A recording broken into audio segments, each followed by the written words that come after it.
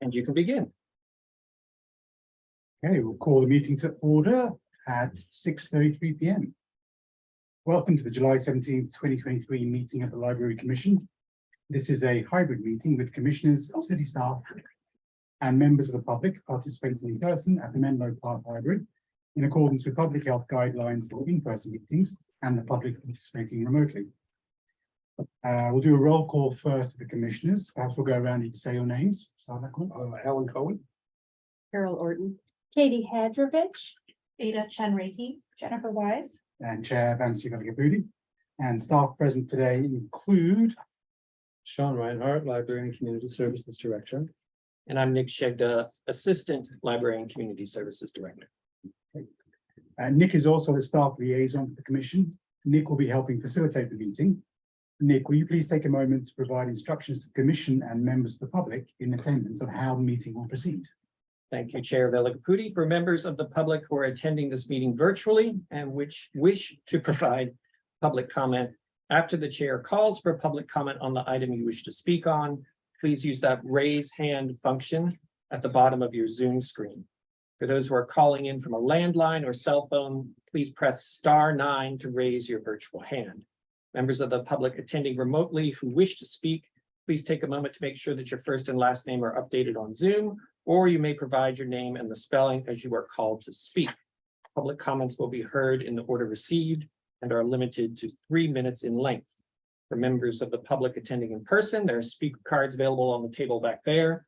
Please complete one and turn it in to me or to Sean here before the public comment is called for the item you wish to speak on.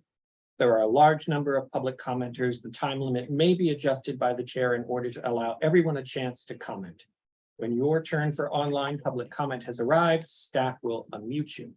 With that, I will return the meeting to the chair. Okay, we'll move to public comment. Before that, Nick, could you let us know how many people are attending remotely? There is one attendee. Okay, thank you. So on the public comment, the public may address the commission on any subject not listed on the agenda. Each speaker may address the commission once under public comment for a limit of 3 minutes. You're not required to provide your name or city of residence, but it is helpful. The commission cannot act on items not listed on the agenda, and therefore the commission cannot respond to non-agenda issues brought up on the public comment, other than to provide general information. Do we have any public comment on items not appearing on the agenda? At this time, if you would like to make a public comment, please notify staff by using that raise hand feature at the bottom of your Zoom screen. If you are dialing in, you can use *9 to engage the raise hand function. And if there's anyone who wants to make a public comment in person on an item not on the agenda, please let staff know now.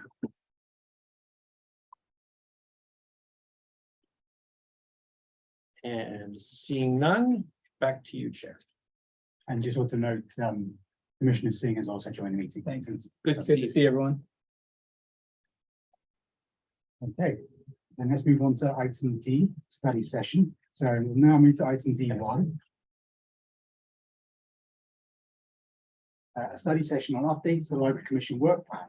Staff will provide a presentation. I think it'll be a pretty short verbal presentation. I'm going to go ahead and share my screen after I give you guys a little bit of background information. So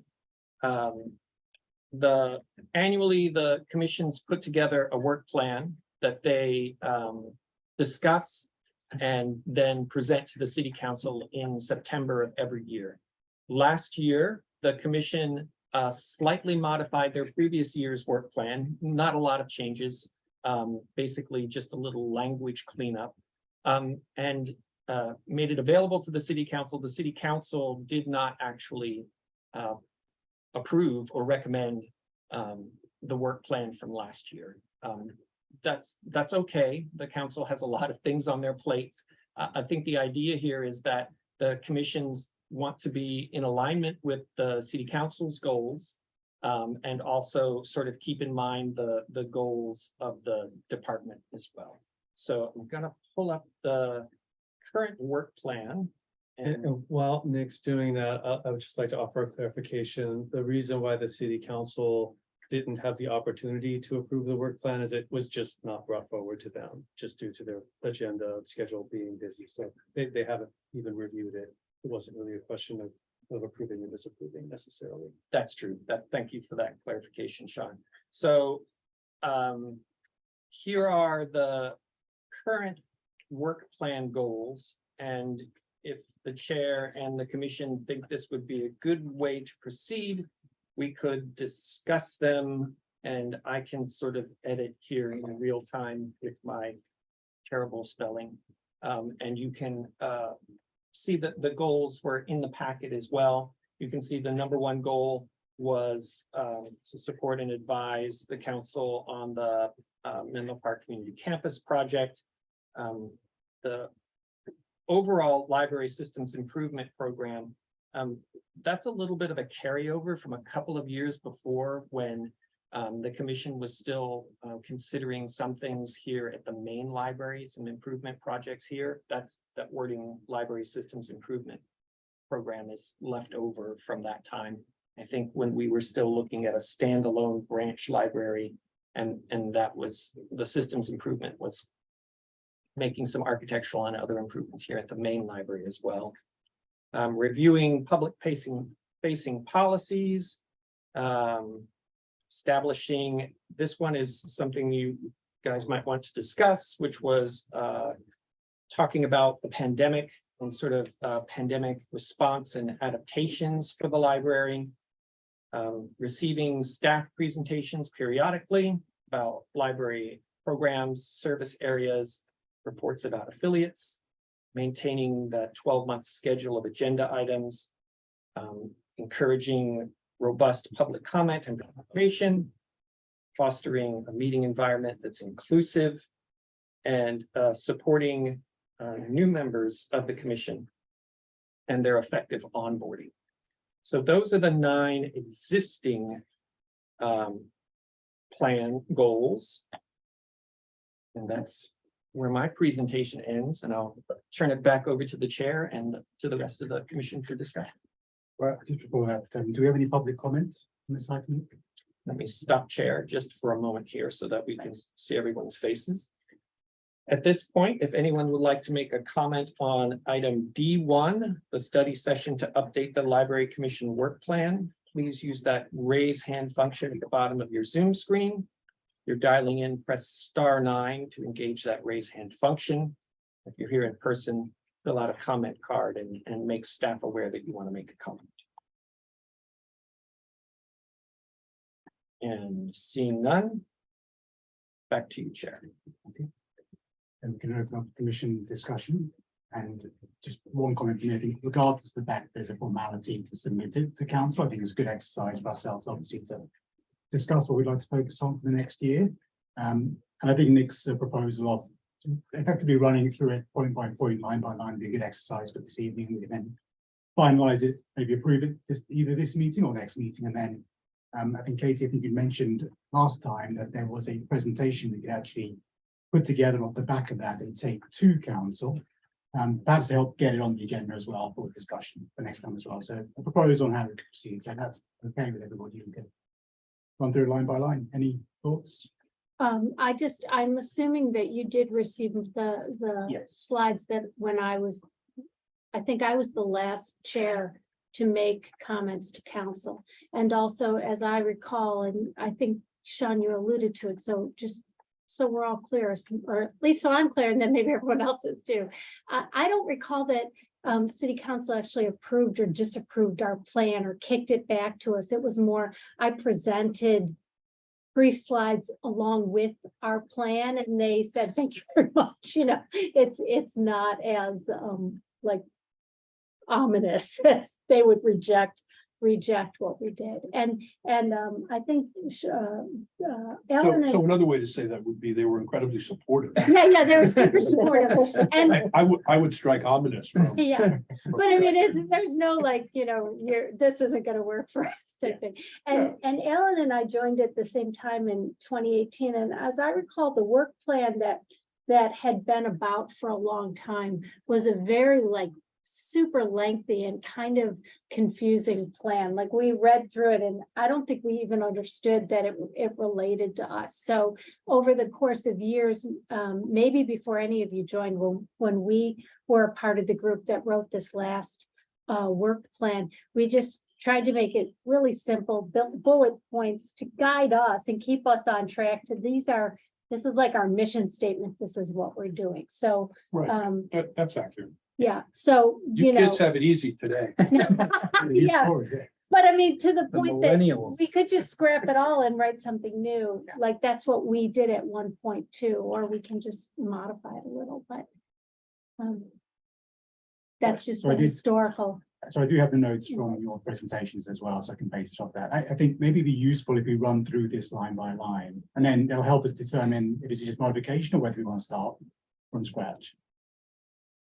Yeah, so one thing Nick and I were thinking is like, here's a tool to help with that. So if you're kind of thinking, well, walk through this line by line and possibly just sort of respond to that rather than construct something new, then we added a column there that's like update or for notes. So it could be as simple as like keep and carry forward, or it could be revise a little bit and we can kind of use track changes to revise it. And then there's some additional, or you could delete one. Like number 4 looks like it might need at least some serious revision or even deletion. And then there's there's rows at the end if you want to add some. Sounds good. So should we start with item 1?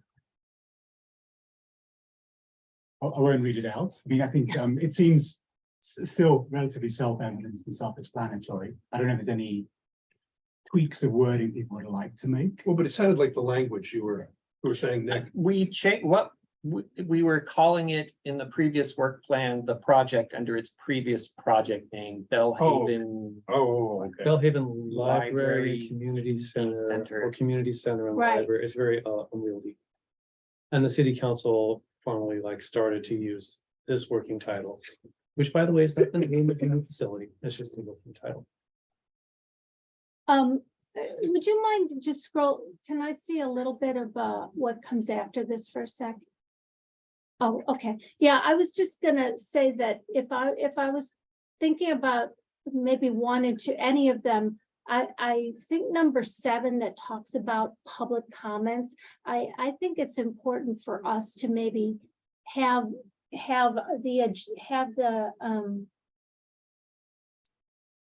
the work plan have in each of these something related to rolling things out to the public, facilitating public exposure to these things. So like with the very first part of our plan that's related to the MPCC, I think now that we're getting to the point where the doors are going to be opening and maybe some scheduled hours and activities and things are going to be being announced and rolled out, that we're not so much in the planning stages like we were when we wrote this of what are these spaces going to look like, but now we're really in the position where we're letting the public know about things, and maybe through the library commission getting feedback from the public in terms of are they happy, not happy with the way this is going to roll out. So my suggestion would be to add something related to us being a conduit for public discussion into that first piece. And maybe by having it down at the bottom, better wordsmiths than I would say. We don't need to add that to each point because it's clear in the bottom, but the Library Commission has really served an important role, I think, in the past, where the public lets city council and everyone else know what they like or don't like, what they're happy with. So we're a good public forum for that type of thing. I think it's a good point, which is I think we should continue to mention it further down as it will affect everything, but specifically as it relates to the MPCC project, it's worth just restating the fact that especially in this forum, we do act as a conduit for the public. Yeah. Just even if it's in the future, encourage more people to attend the Library Commission and to provide public comments. I think it's worth adding for sure that it's to help, maybe it's like, come back to the wording, but support advise development and launch of the NPCC. Right, project. not just a like discussion, but also The we launch, provide yeah. launch information about things or, you know, there's a lot that happens in this meeting related to even like the presentation we had last time and the discussion we had last time about staffing challenges that really are at the heart of this. And so we're the public forum for that. So could I just ask for a distinction though on that? Because asking the community for their feedback on the programs that the library is supposed to run sounds like a job that the library should be doing, as opposed to the commission taking that on. Is that something that you guys do as well? We certainly do a lot of outreach and ask about our collections, our programs that we offer. I don't think it's bad to have another conduit for getting that input from the public. Some people are comfortable with putting something in the suggestion box, which we report out about, or walking up to a staff member or writing us an email. Some people like coming to a public meeting because, I don't know, maybe they feel like it has a little more gravitas or something. So I don't think there's any I Now, guess my you're- question is, about your role, the role. is the library doing this? Is the city council doing this? Like, I view our role as to advise, not to be the sales arm of the programs that you're doing. Like, I recognize the importance of it, but we're providing advice on plans that you are developing, right? You develop a budget, develop your priorities, and then we give you feedback on how you're doing, if we have better ideas, so on and so forth. It does kind of go both ways though, right? So like, for example, staff will bring like policies to the library commission, like the library use policies. And, you know, certainly staff, there's reasons behind every single one of policies, but we bring them to the library commission and request that, you know, review, make feedback and like recommend them ideally. If the library commission were to see something or a member of the public were to bring something to the library commission's attention during that conversation that said, oh, hey, wait a minute, this policy is off or it needs to be changed or didn't take this into account, you know, that's certainly important to hear. And we wouldn't necessarily get that input except for bringing it to the library commission. So you know, I think the point is the library commissions are very important conduit for public input. Yours as well as members of public who would attend these meetings or write in. Just kind of how it could be applied here, kind of getting back to Commissioner Hadrovic's point. One suggestion that comes to mind for me is maybe if that item number 7 on the list that we're talking about, maybe just elevate that to number 1 on the list and kind of expand it to say, not just, let's see, it says robust public comment and participation at commission meetings and all of the commission's activities and solicit input and feedback on various topics, that kind of thing, so that if it's first on the list, it, you know, it's understood that it applies to everything else in the work plan. So that's my 2 cents. Yeah, I mean, to be clear, I'm not disagreeing. What I'm saying is that this should be a core function that you all are doing as part of your day jobs, right? Which is Certainly. advertising the great work that you're doing, getting feedback, so on and so forth. Like, I've been in meetings here now almost a year plus, and not a lot of people are showing up outside of the voices that we bring to the table, right? So maybe we're collecting some input and bringing it here, but if you're relying on us to be the sales arm, I don't think that's the right formulation, is the point that I'm trying to make. I don't think it's the sales. I mean, I wasn't thinking of it as we're trying to sell or we're trying to push these things. And I'm thinking historically, because I think I may be wrong, but I think as we get closer and closer to the opening of the new facility, there may be more people starting to attend our meetings, because back when we were, before Facebook even announced that they were going to build something for us and the city was involved in what are we going to do, we got a lot of people coming to library commission meetings where there was some, I mean, there was a little bit of fostering the public space, and we were providing the space for people to come in and give comments, and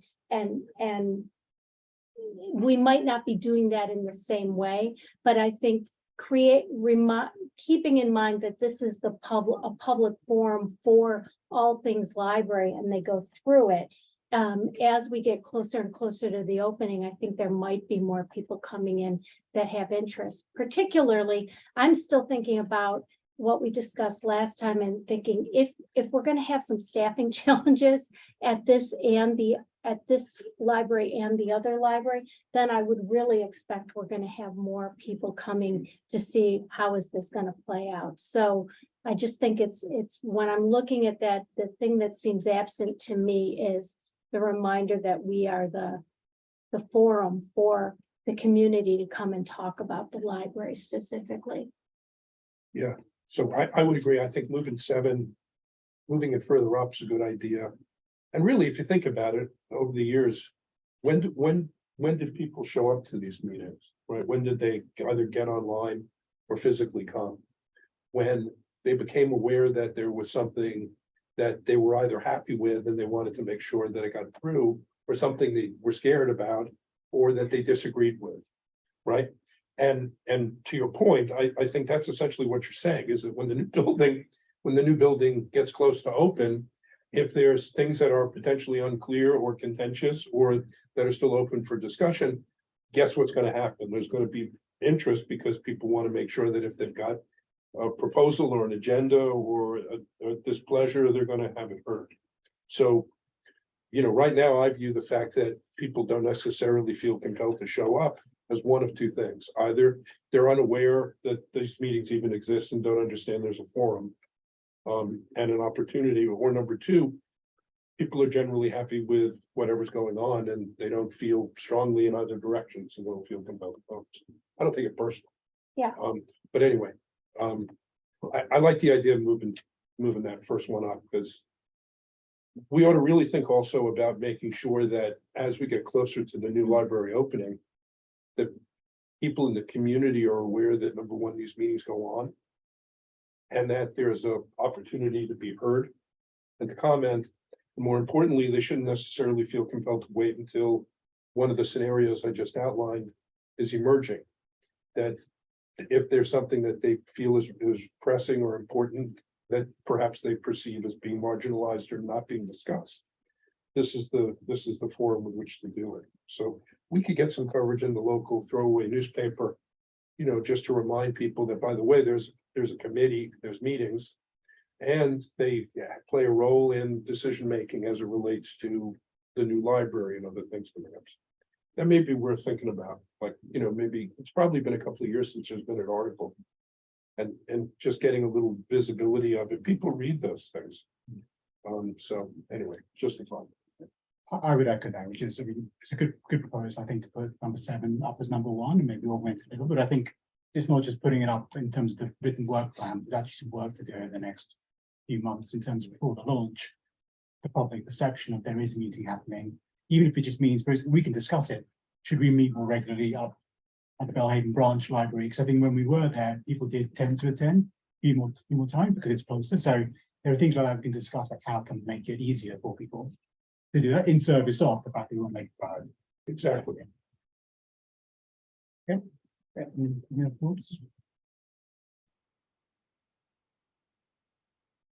Okay, so that's item 7. We can move up. Any changes to the just number 1 NPPC? I think it's worth adding there just the fact there will be a launch. So it's not just development, but at some point in the next, if we're still on track, the next 12 months and launch. Yeah. Track changes. Should we move to item 2? Please.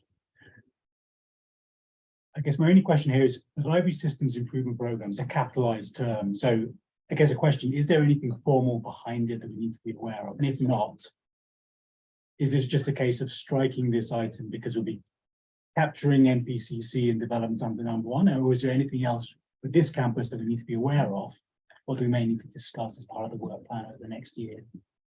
So I'll field that. So the library systems improvement program, as Nick mentioned, was really, it's about improving the systems mostly related to the physical buildings, the main library and the Belhaven branch. A big one is being checked off of the list, which is the construction of the Menlo Park Community Campus and the new branch. And so our longer term goal is to turn our attention back to improvements that still are needed at this facility. We actually did a few of them during the pandemic, such as this room that we're sitting in now, which previously had a lot of kind of unused books in it. But for example, next year we will be replacing the roof of this facility and possibly adding solar panels to it. This building is one of the city's buildings that has been identified for electrification. The heating system is powered by natural gas. All the city buildings will be converted to electricity. There's additional kind of automation and self-service technologies that we could implement here. Also, when the new facility opens, one of the uses for the room we're in now is as the senior center annex. When the senior center moves into the new facility, then there's an opportunity to do something different with the space that we're in now. So all of that is to say that the library systems improvement project never really was sort of deactivated. It's just that in the recent few years, it's been very much focused on the MPCC. But long-term, there's still quite a bit of utility in having it. Maybe it can be expressed here without using this acronym, and maybe just calling it library systems improvements, as opposed to citing the program. But that's sort of my input as staff on that one. Is there any objection to actually making it specific to this campus? So, because MPCC is the priority, it'll be higher up in the work plan, we'll cover it, and then actually have a specific item on getting ready for whether it's the roof or solar panels, so specifically the main campus, and just making sure this actually sort of delineates as such, as opposed to like, because the library system improvements is a bit more generic. Mhm. Really depends, if the library commission, I want to be confident that the new facility will be absolutely perfect on day one and not need any other improvements or refinements going forward. However, the practical realist in me knows that there's always improvements to be made. We're kind of a continuous improvement mindset. So,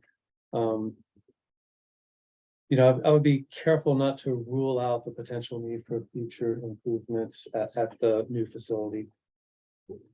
I have a couple questions. First, is this campus going to be called the main library? Is that the term for this, the actual term for this going forward? So we would be saying whatever Bellhaven Library eventually is called, we would maybe still call it the Bellhaven branch, but would you be saying Bellhaven and main branches? That's an interesting question. I think it's colloquially referred to as the main library, and that's fairly typical nomenclature for library systems, where you have a facility where the operation is headquartered, that is the largest facility in the system. And then there are branch libraries that typically are, kind of satellite operations. So this building functions in that regard. The name on the mailbox, if you will, for this facility is Menlo Park Library. Okay. The challenge there is that Menlo Park Library really kind of refers to the whole system, which includes the Bellhaven Branch Library.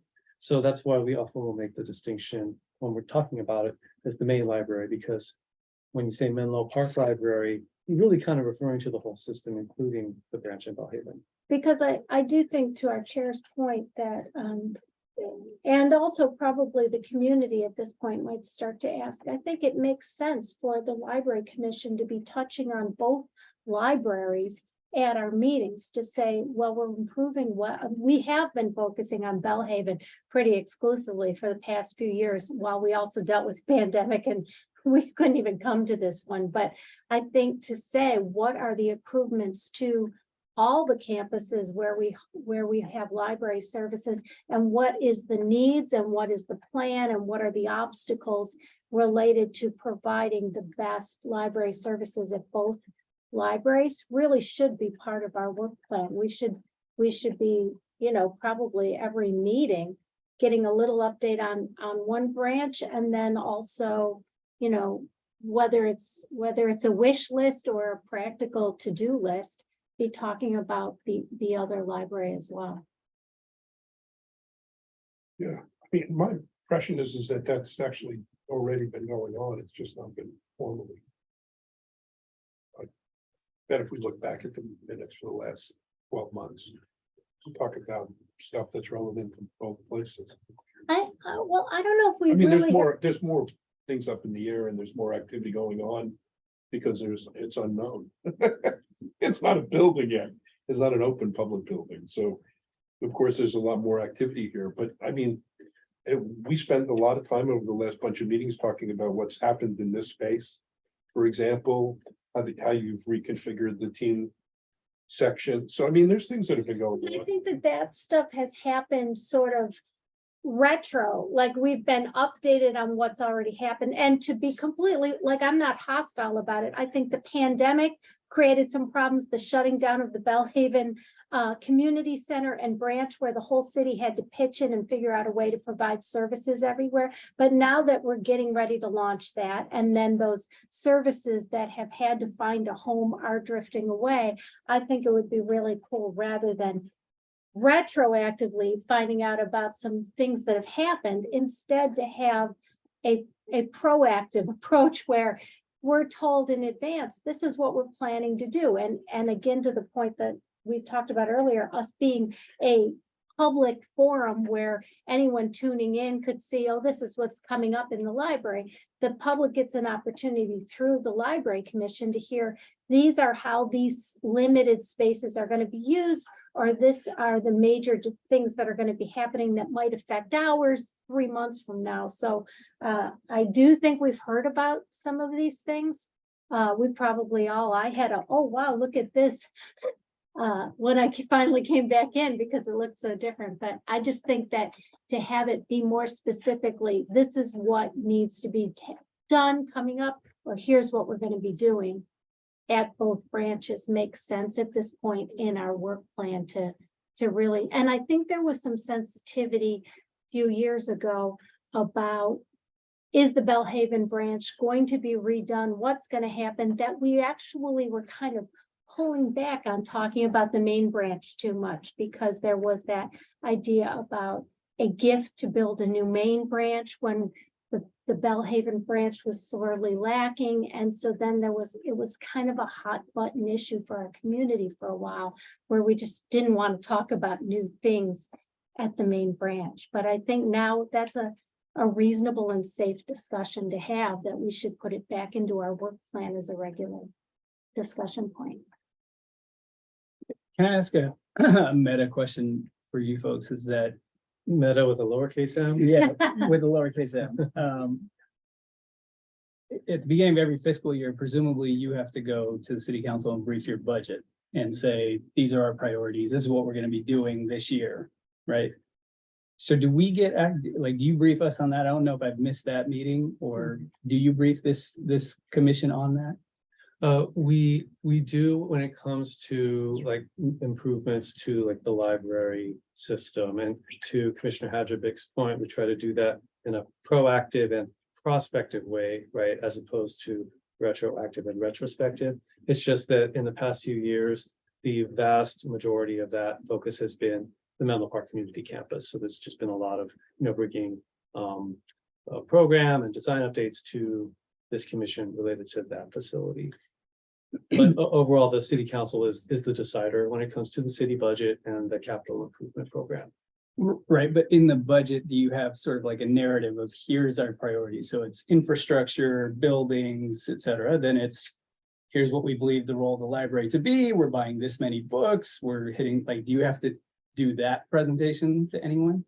I don't recall us as a library commission, and Ellen might remember, but I don't actually recall us receiving that report ahead of council in a, well, these are the things we're trying to decide between in the library Well, commission. it's not so much what we're trying to decide between. Or what we're it's- going to spend it on. Here's what we are spending our money on to accomplish these goals, right? And again, it's not just buildings. I agree, this is a big issue, but for me, from my perspective, what is the role of the library is important, right? What are my kids going to use in the library, so on and so forth. And so I would love to see how you guys think about that. And coming from government experience, I know that when you present a budget, you have to justify all of those things. So I'm curious if we could get that briefing Because that I think would address this issue, which is, what is your plan over the year? How are you spending your money? What are you doing in Bellhaven? What are you doing here? If it all falls under one umbrella. So is that possible? Absolutely. It may be something to add to the work plan as a new item, just to make sure that it's clear for the library commission to, I think there's like two major kind of documents or activities that we're talking about. So first, there's the city operating budget, which typically is presented to the library commission in the form of the city council is holding a public budget workshop on June 1st. Here's a link to the budget proposal. Go online, have a look. And, you know, we could discuss if there's any questions, but I think you're talking about a little bit more of a proactive presentation, like, well, here's what the budget proposal is and what it means. So that's the one thing. And the other thing is the department's strategic plan, which we first, I think we first established it in 2016 as just the library strategic plan. Then in 2019, we updated it, and this involved the library commission giving input to the plan. Also, kind of hearing updates on progress toward the goals in the plan. Then we revised the plan again in 2021, January of 2021, if I'm not mistaken, during the pandemic, and the departments combined into library and community services. So we kind of added that component, and the library commission was involved in that. And it actually is kind of high time to bring the strategic plan back again, now that we've basically emerged from the pandemic, and it's been a couple of years since we actually, 2.5 years since we updated the strategic plan.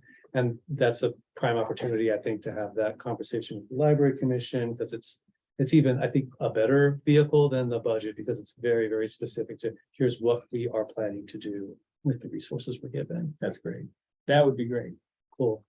Yeah, is and it I agreeing that we actually get that? remember Yes. when they were showing us, I mean, I remember the strategic plan, and then it kind of blew up, because I remember Nick was working on it, and it had dates to get things done, and it was a great document until a pandemic happened and Facebook gifted, and all of a sudden, all the things that had been part of that strategic plan just totally got pushed aside. So I think coming out of the pandemic, where we're getting back to business as usual. When in fact, when you first had in item 1, I think the library improvement plan, I was thinking, was that it was the strategic plan, but I remember Nick would roll out to us, I think every month almost, we would look at it, and he would give us an update on how well the inner workings of the library were coming together, right? And Yeah, I think that's a really good point, because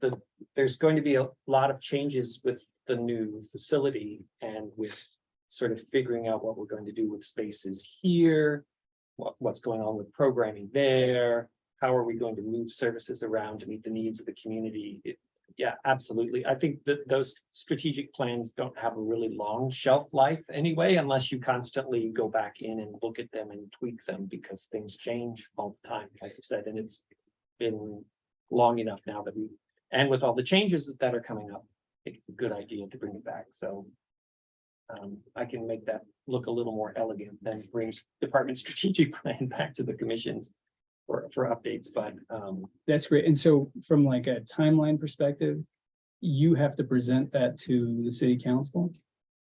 You know, the strategic plan does not need to be presented to the city council, because the city council, their primary kind of vehicle is the city's operating budget.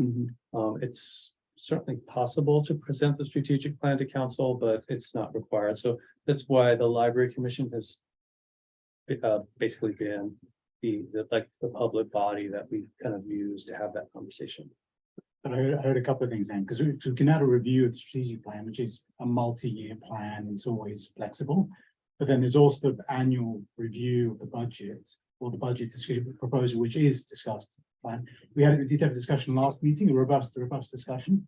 So I think even from the last meeting, the feeling was, given some of the changes, we didn't quite have time as a library commission just to discuss it. So it's worth adding to the work plan the item that on an annual basis, before it goes to the city council, there's an opportunity for public discussion. Not the library commission does not have authority to make decisions, but there is a forum, for public discussion around the proposed budget. So that's what that is as well. It's a separate item. And well, we were talking last time a little bit about looking at the numbers and the staff and the hires, and then looking at all of these things.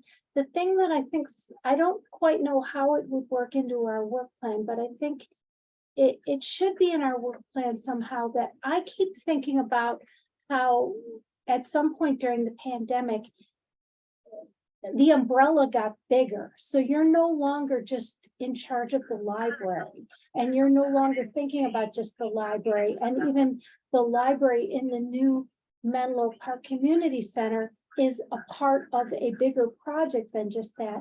And so for us to be the library commissioners, I feel like somehow we need to have part of our work plan that we're teasing out and figuring out which parts of this are just related to the library, and are we competing with other services for limited resources? Is there no problem because there's an abundance of resources? But somewhere, like, I'm wondering, like when we were talking about those 6 people last time, is the library adequately staffed, or are we not allowed to talk about that anymore because we're talking about limited resources and we're just looking at 6 people? And I'm thinking about that just because it was the most distinct numbers we're using as an example for the rest of it. But at some point, your role is bigger than just library now. And I know you're passionate about libraries, and you started in libraries, and I have no doubt of your commitment to the library. So it's not like I'm challenging you or thinking there's anything suspicious, but as a commission, we're now, every time we look at this stuff, we're looking at more than just library, but really our focus is library. So how do we take the changes in the way that the staff has been divided and then still ferret out what is just unique to library and what are the gaps just to the library that we all should be advocates for? Well, if I may, first of all, obviously the library is much bigger than any one member of the staff, myself included. And so I thank you for pointing that out. And the library has always existed in the context of other city services, of other city priorities. So really that has not changed. There always have been recreation centers and the senior center and childcare centers and changing needs of the community over time. So although maybe this department's structure is maybe a little bit more formally reflective of certain combinations just from an administrative perspective, that context has always been there and will always be there. And so back to the Library Commission, certainly advising the city council related to programs and services in the city's libraries is your main function. But in order to really perform that function most effectively, I think it's important to take into consideration that context of other services, or might there be synergies between different services? How does a change in one service area or a need in one area of the community, even something like public safety or development, how does that sort of impact the need for library services, or how people use library services, or the opportunities that the library may be able to bring to the table to help make life even better for residents in Menlo Park? So, I would say that's an excellent thing to kind of incorporate in the commission's work plan, that yes, your focus is on libraries, but also to be able to take that broader view and understand issues and priorities elsewhere in the community that maybe have some kind of tangential or indirect or direct impact on the library. The budget being a big one, obviously, with the discussion that was had last month. Maybe the way to square the circle is just, even for these 2 items, is just kind of specify that. Because I think, just to echo your point, Commissioner Hadley, because even last meeting's discussion, it was in the overall 6. We didn't actually spend much time on specifically on 1, 2, 3 FTEs that we required for library services now. So we should be aware of the overall 6, and we should be aware of how they're impacting it, but we didn't spend that much time on specific to the library. So I think it's worth, trying to do both, which is just add here that review the overall strategic plan for the department, review the annual budget with a focus on impacts to the library, which I think would imply needing to understand trade-offs and other impacts elsewhere. Is that fair? Yeah, I'm sorry, I know I throw up this like vague thing that's puzzling me without clarity of how to address it, but I know it, because we're gonna have one building that is going to have multiple services in it, although, of course, it was one city and all of that before, this is a standalone building that has always just been library, and you could do, and the Bellhaven branch was limited by being in a school, so that was its own hurdle that we got over. But I know all the services for the whole city are going to be impacted by the fact that the Bellhaven branch is going to be inside of a community center, because all of the services for this branch will have to match the services for that branch. I just think that there's a way for us to talk about everything and then strip it down and say, how does this affect the library? Well, And if I might, I think it comes down to having an articulation of how you all see the role of the library within the city. So once we understand what your core is, and then we can understand how the trade-offs are being made with other services, right? Whether it's employees, service space, solar panels, collection purchases, like, how do you articulate what the priority is at the library? And then we can go out from there. Is that a? Yeah, so, I think this is all really excellent discussion. I think we can kind of capture an updated draft work plan, some of this for review next month, but maybe we also should consider bringing the department strategic plan back as soon as next month, because that's probably the best vehicle for that conversation. That's probably the best expression in a somewhat encapsulated form of what are the library's priorities and goals, and what are we trying to achieve. That would be my suggestion. And does that focus on link that. to the budget? It does, in that these, the strategic plan goals and projects are all intended to be achievable Mhm. within the resources that we have. So in that regard, they are sort of fed by the budget. You can't put something in the plan that is just not possible because, for example, we can't be open 24 hours a day or something like that.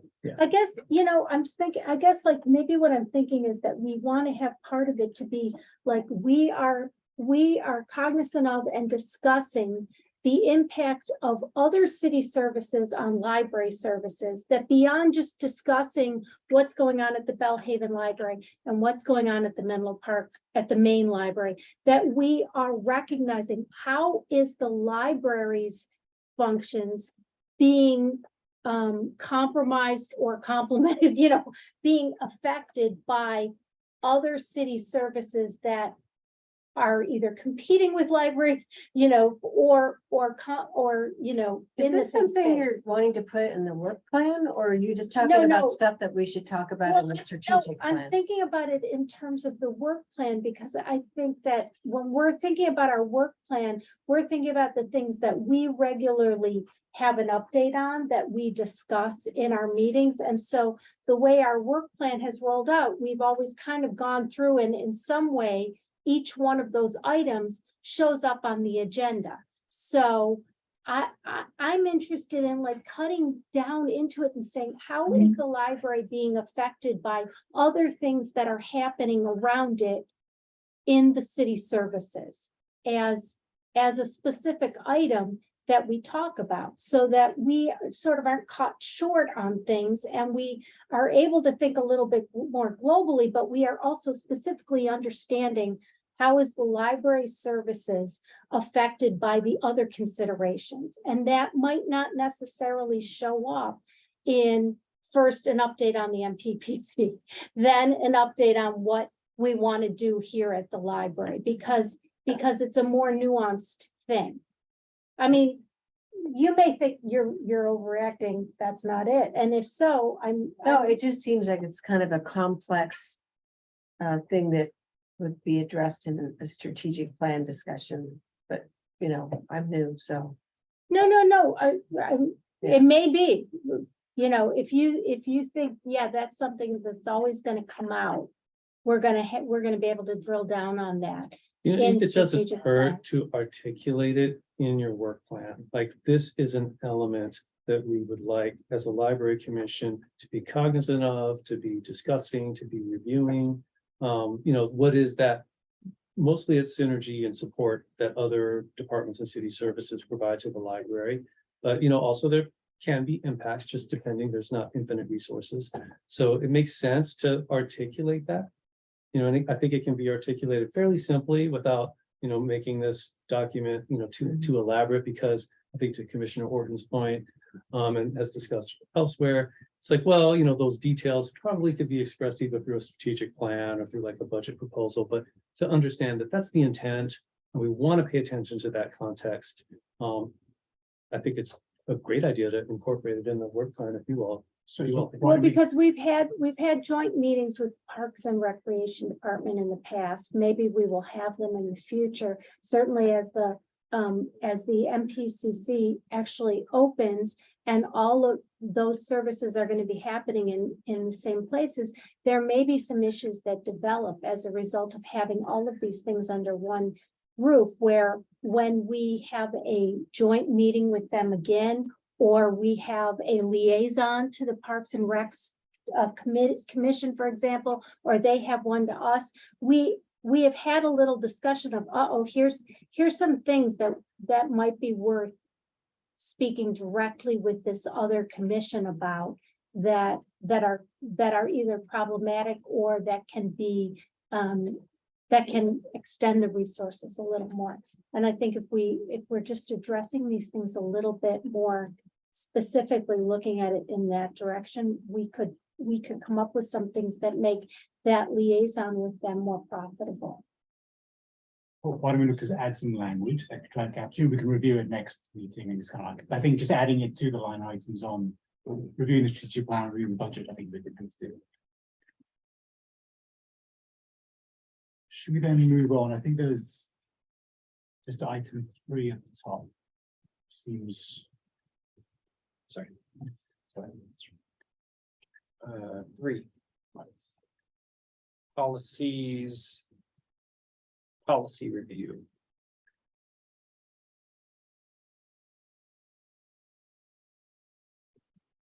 This is something that's pretty standard business. There've been many policy updates. There are more to come. There's a few actually on tonight's agenda.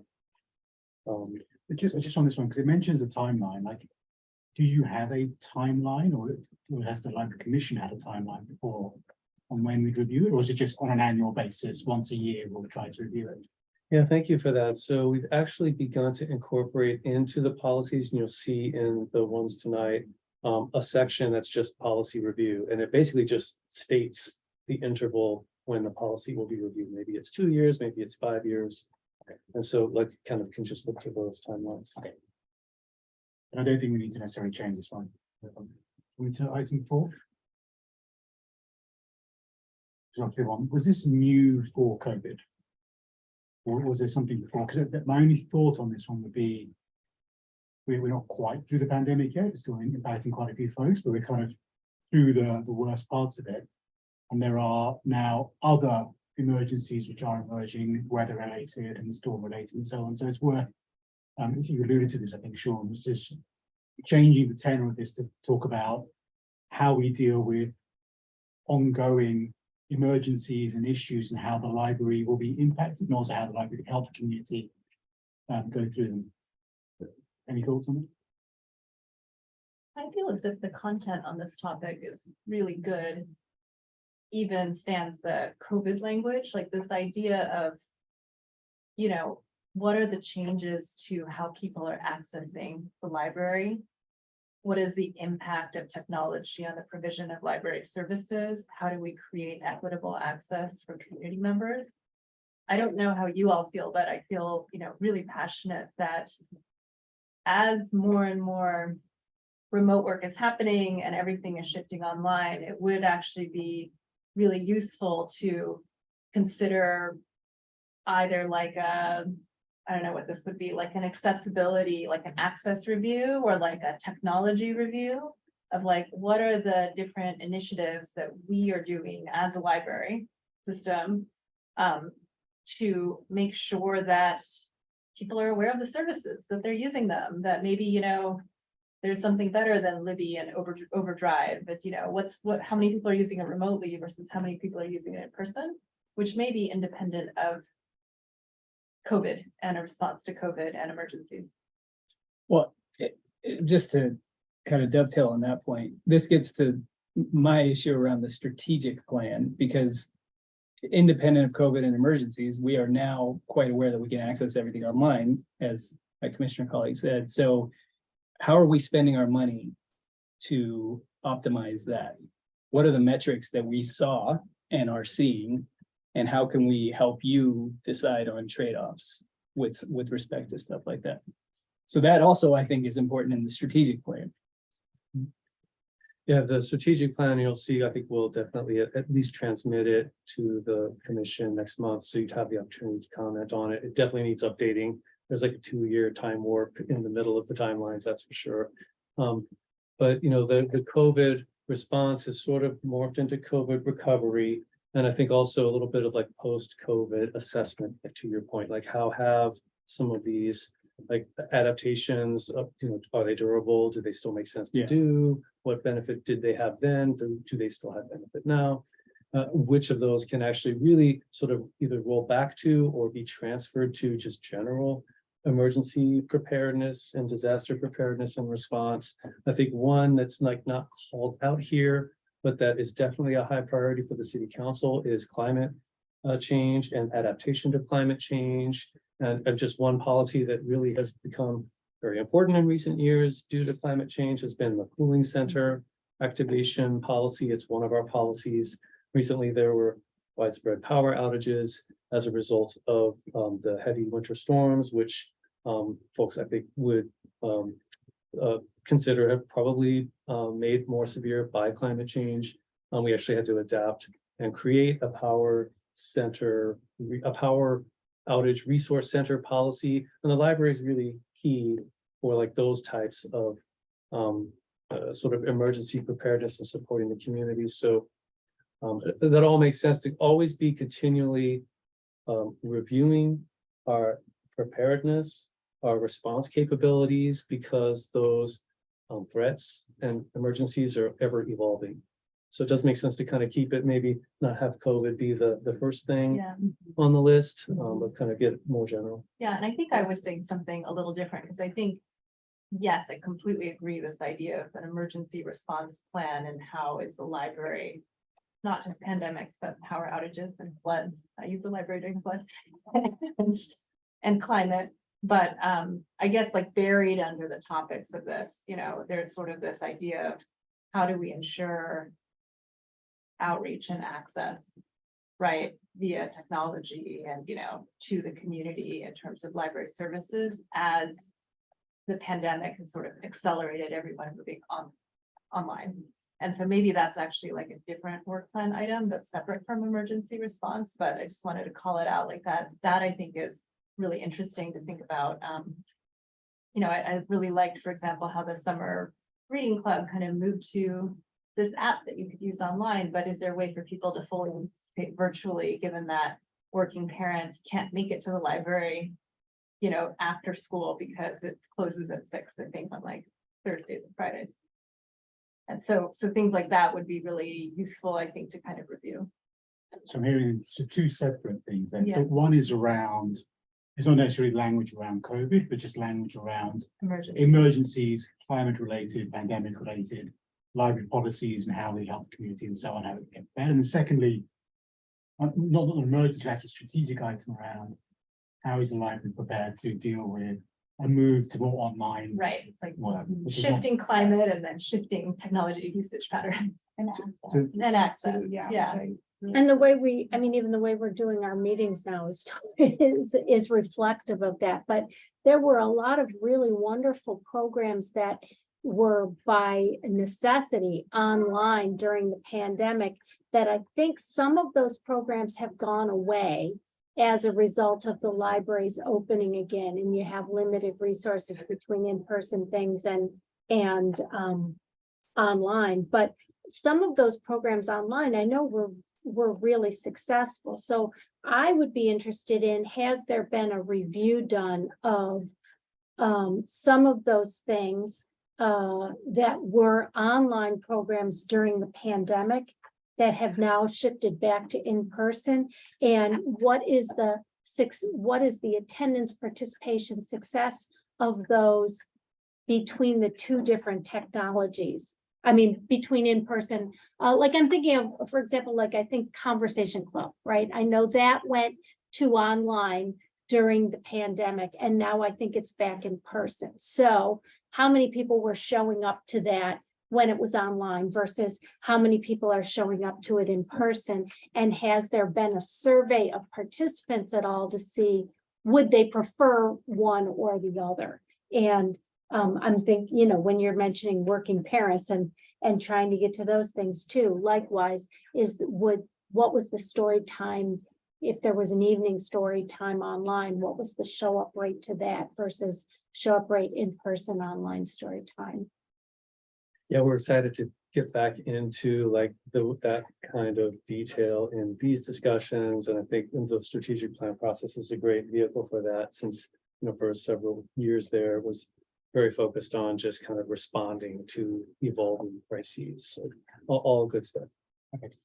I think moving forward, we can amend the language of number 4 just to focus on emergencies in general. Potentially, we can review the language for a new item, which may or may not be covered in the strategic plan discussion, but we can review it next meeting on the online assessments.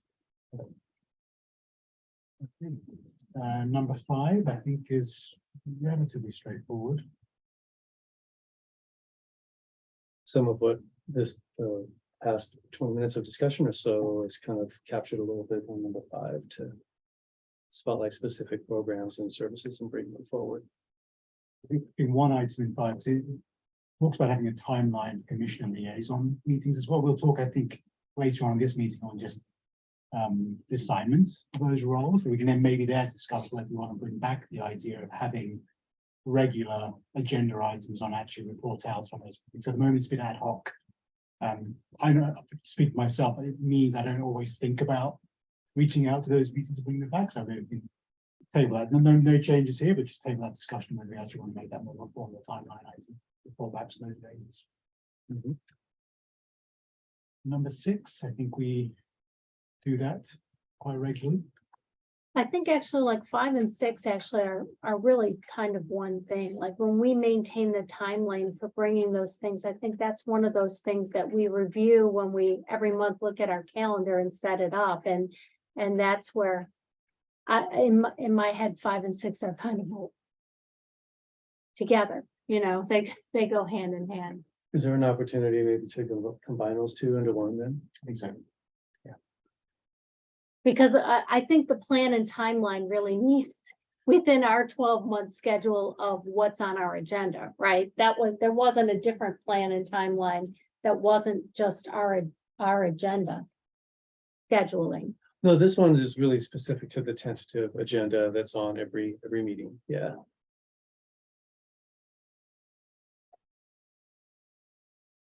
Okay, 7 and 8.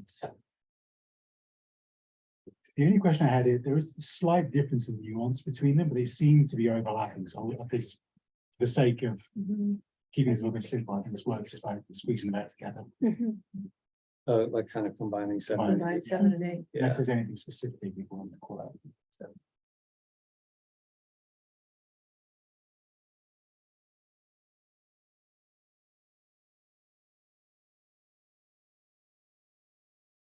and then number 9.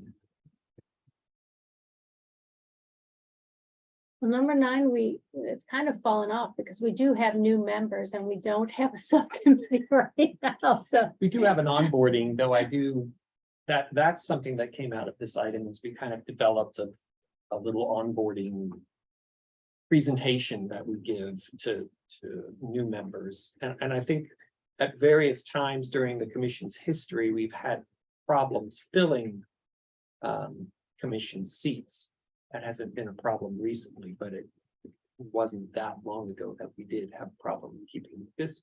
Sometimes people move out of the area, life circumstances changes, but What I recall from number 9, for those of us that I think created it all together, was that because of the Brown Act, we thought, well, you can't, like, if you had a question about just how the commission works, you couldn't ask me because then we might be in violation of the Brown Act. So we thought if we had a subcommittee, then the subcommittee is allowed to deal with those specific things related to if a new commissioner had a question. So, you know, I think that like part of the work plan really is just to elect the subcommittee.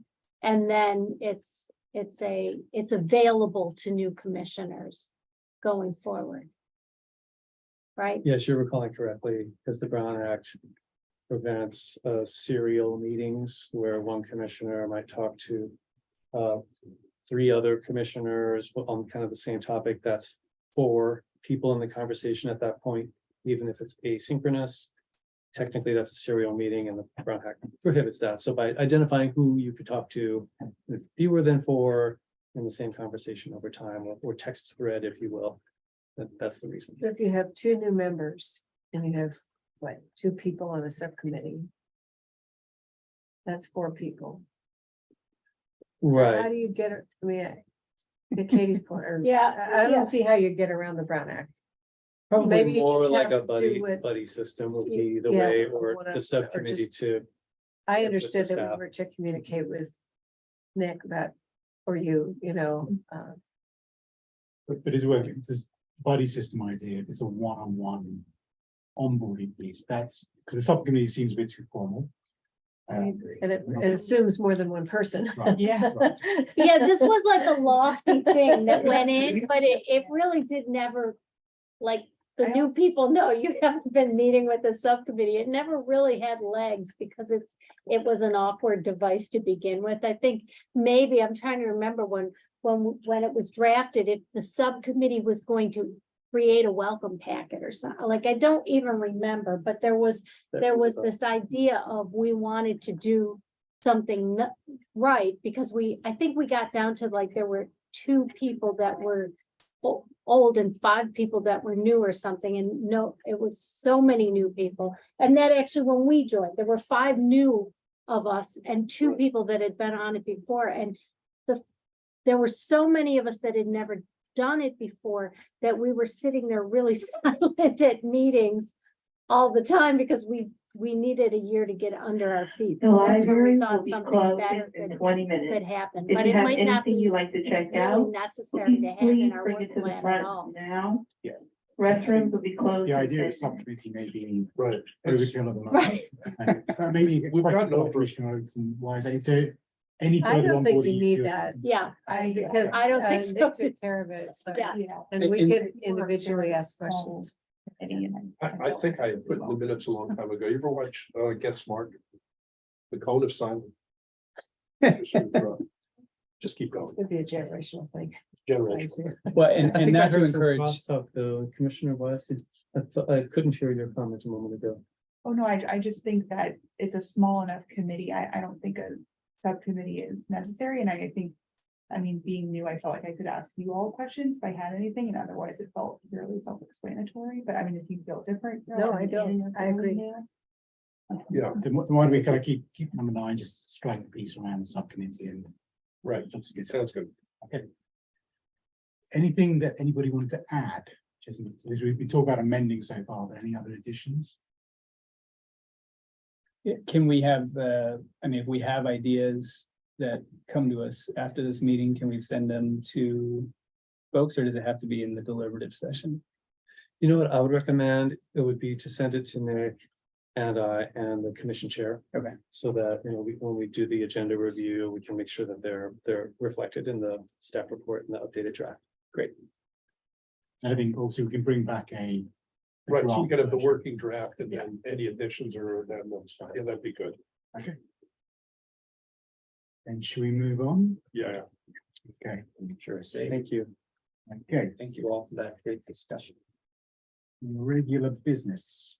On the regular business, the Library Commission considers recommendations from city staff on policy matters or administrative actions that require Library Commission approval. The first item of regular business is the approval of June 19, 2023 Library Commission meeting minutes. Nick, do we have any public comments on this item?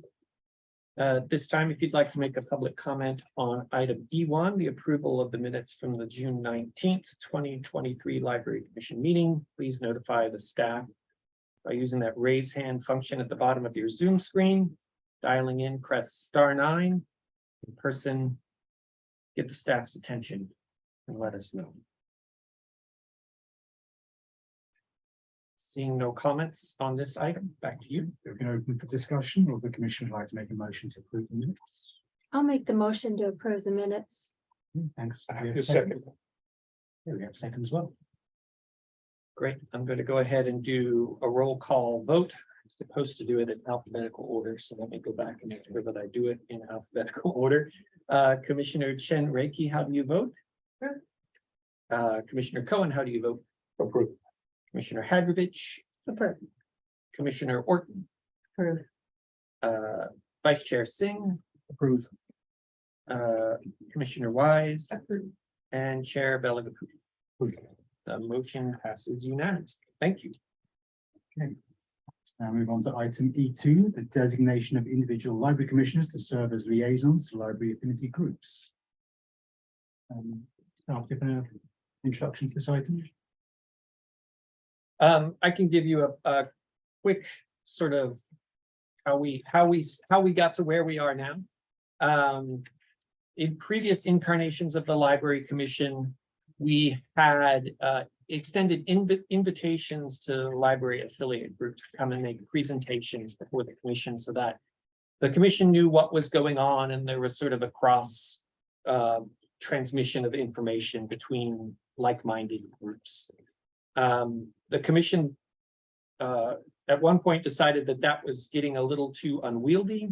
And so they decided to assign informational liaisons who would go out and attend or make contact with the library affiliate groups and then report back to the commission at their meetings. So we had then made that an annual practice of assigning informational affiliates to the different library groups. And that's where we are now with new commissioners on the commission.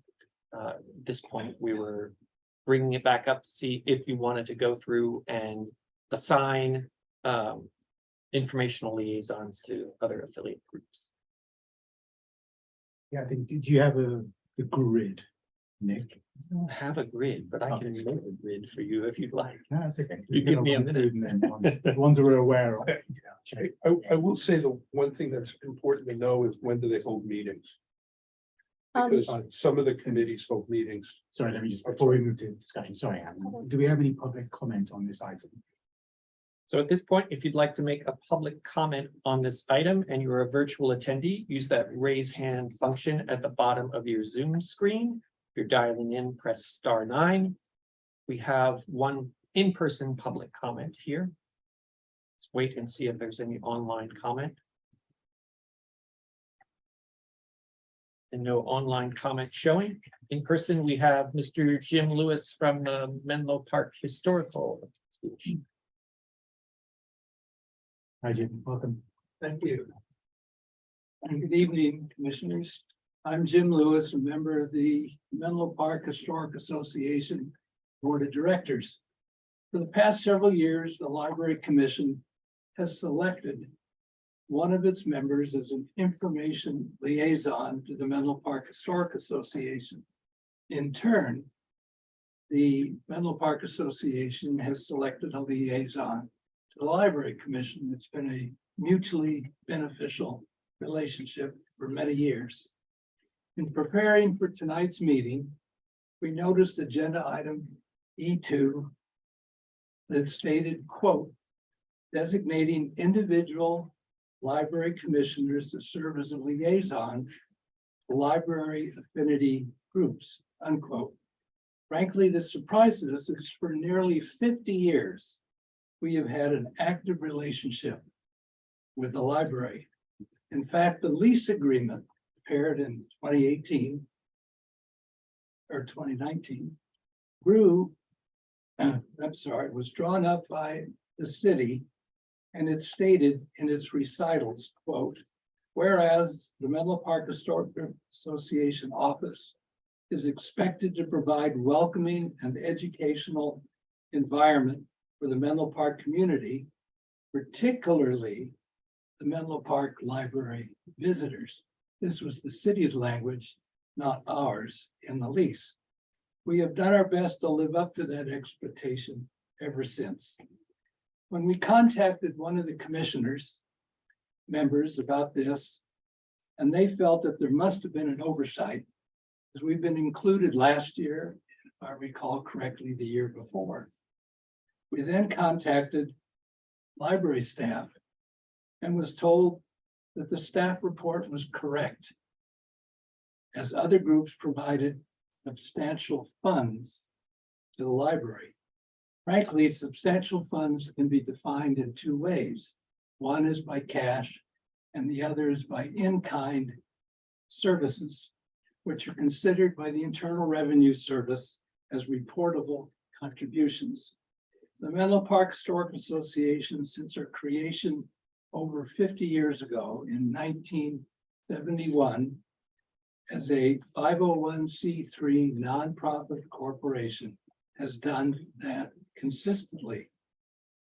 Thus, we respectfully request that the staff report that shows the Library Foundation and the Friends of the Library also include, as it's done in the past, the Menlo Park Historic Association. Thank you very much. Thank you, Jim. Thank you. Okay. Can I address this? Because we were gonna put up the grid and we're gonna talk about maybe assigning liaisons and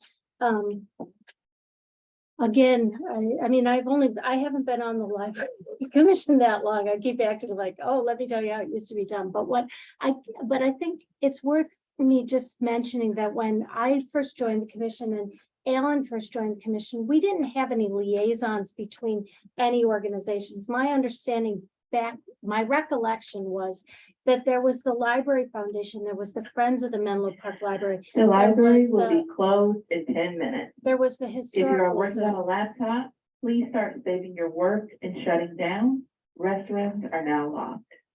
There was the Historical Association, there was Project Read at the time, and there may have been another group also that all kind of had something to do with the library.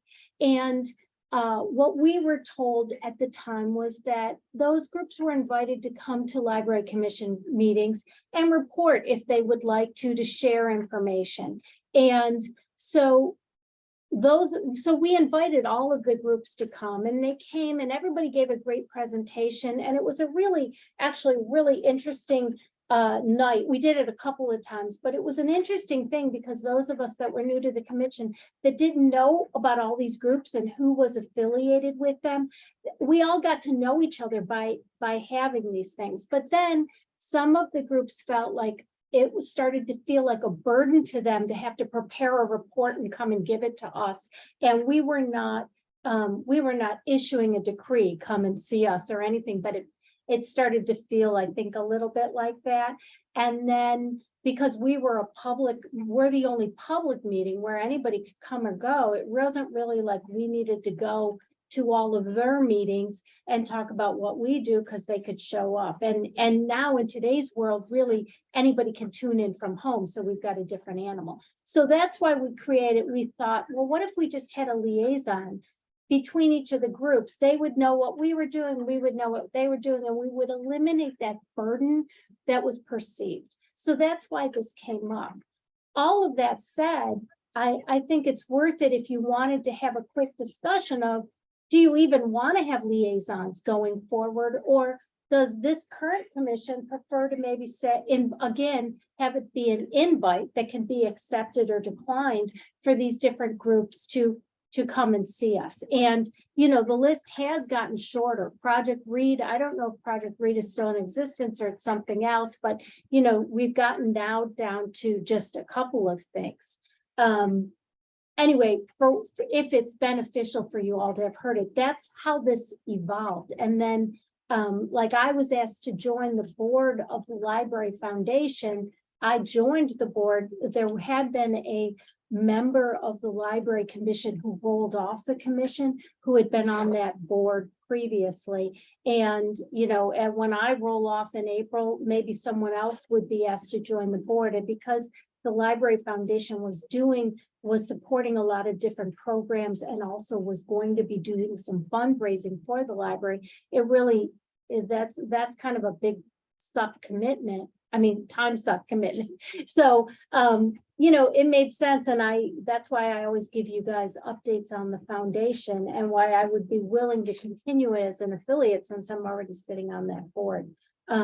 But, you know, it has been problematic the past few years, actually getting someone who wanted and could go to those other meetings. And I was working a little with the Historical Association where I've never gone to one of their meetings, but I started just an email relationship with Tim and Jim where they would tell me anything that was updates. And then at the end, when it's a library commission reports, that's where I usually roll out anything I would have related to those. So it's not a burdensome thing at all, but that's why we created those. And we don't necessarily, in my mind, have to have them if we wanted to just regularly invite those other groups to come in and give a presentation. I think an important point here is that all predated the pandemic. And really what's happened since the pandemic is this. Yeah. So we live in a world where you don't have to actually physically be in the same room. And that wasn't the case before. Right. And so if one of them wanted to give us a presentation too, they could call in and they're not. So, you know, it's worth discussing. Do you even think there's a need for affiliates? And then do people want to do it? But I wanted to tell you that background to say we created this idea to ease a burden that other groups were. And I think Project Read maybe was like employees, so that, you know, people were they were writing reports to come and see us when there wasn't really any new update. I'm gonna add a clarification on that. Thank you for that background. That's all. The library is now closing. Please exit through the front doors. The library will be open again tomorrow at 12 p.m. Thank you. And I would like to speak specifically about Project Read. There actually is a 501c3 nonprofit organization that before the pandemic, their mission was solely focused on the Menlo Park Library's literacy program at the time. That was the only thing in their mission statement. Similarly, the Library Foundation and the Friends of the Library, their mission statements are specific to, focused on, exclusive to Menlo Park Library services and programs. Now, Project Read actually during the pandemic, they actually revised their mission statement to now they're more broadly focused on just literacy in the Menlo Park community, not specific to the library. And I bring that up just to kind of give an update on Project Read and why, although that nonprofit is on the list, staff didn't proactively include that name in the report. And similarly, the Menlo Park Historical Association, a wonderful nonprofit, their mission is not exclusively focused on the library. Now, of course, the commission can decide to send liaisons to any groups or to none at all, or to invite them to come. But that's sort of just the thinking behind, you know, identifying those two groups in particular by name in the staff report. Well, maybe a thought, I think, because I think what will be important to do is to make sure we don't have anything which is too formal. So the idea of having invites or people prepare presentations, people don't want to do that. It's not something we want to create the impression they have to do that. So for me, the idea of the liaison was just to act as a very informal conduit.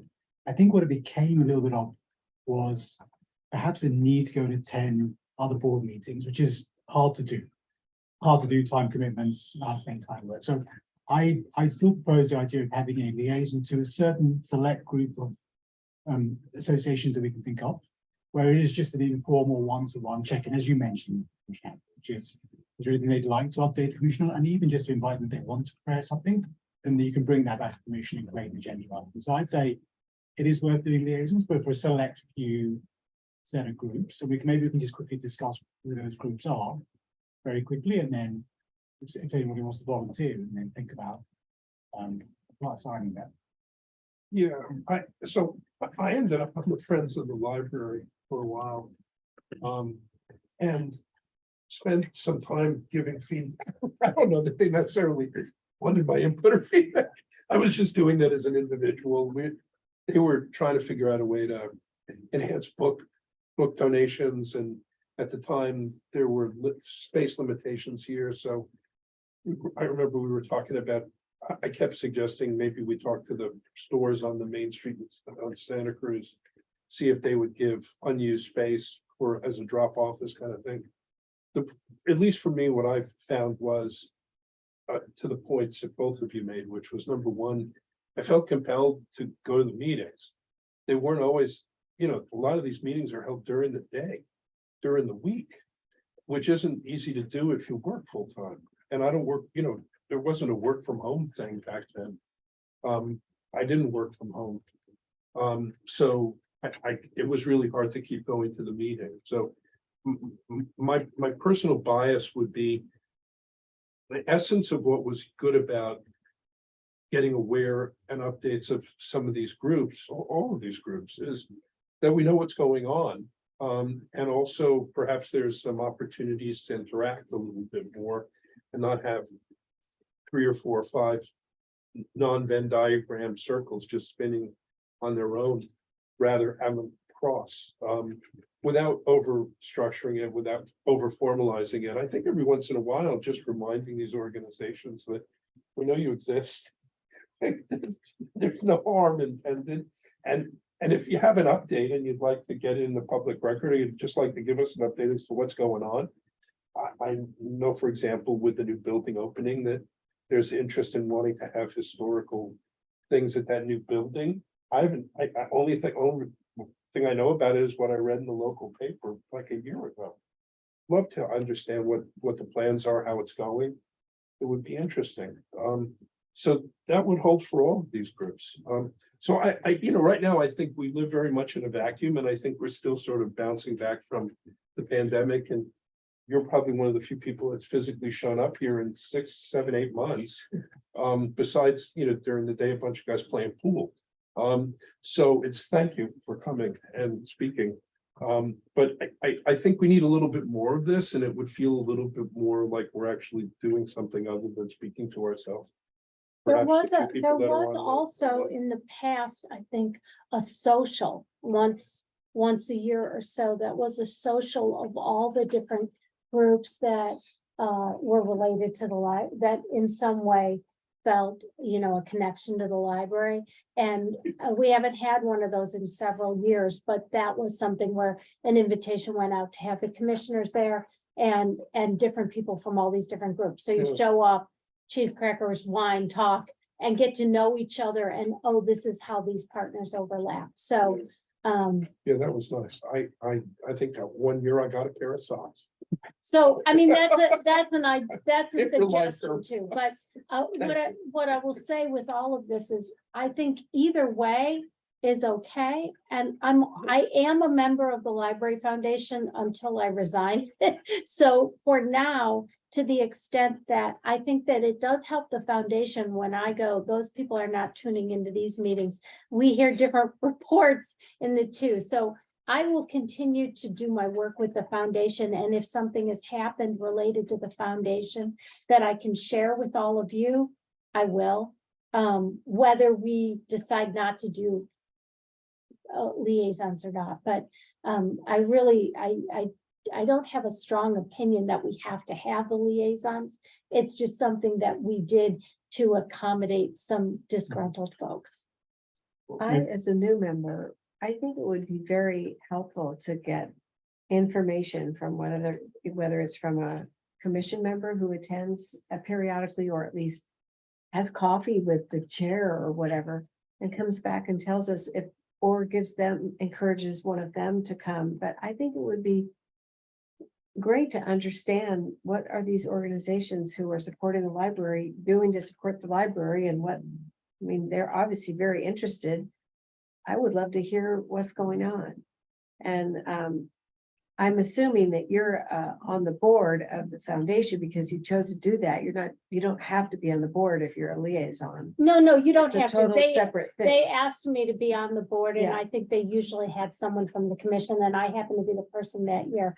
What I will say is that when we had all the different people come and speak to us from these different groups, it was super enlightening for everyone and Yeah. everybody, Jim was there, everybody sat in the room and heard each other. So like the Friends of the Library person heard the foundation person and the Historical Association person heard the committee, like everybody was kind of new and didn't know each other. So it was a good Yeah. way for us all to get to know each other. The problem was the presentations were stacked one after another with some other commission meeting business. And it was a very lengthy night. And that was a, putting on to some people, but it was everybody that was there, I think, was like, wow, oh, now I can put a face to that person if I see him in the street. And now I really understand what that group's mission is and how you differentiate it from the other group's mission. So like, it was really, really valuable for those of us that are already invested in spending time on libraries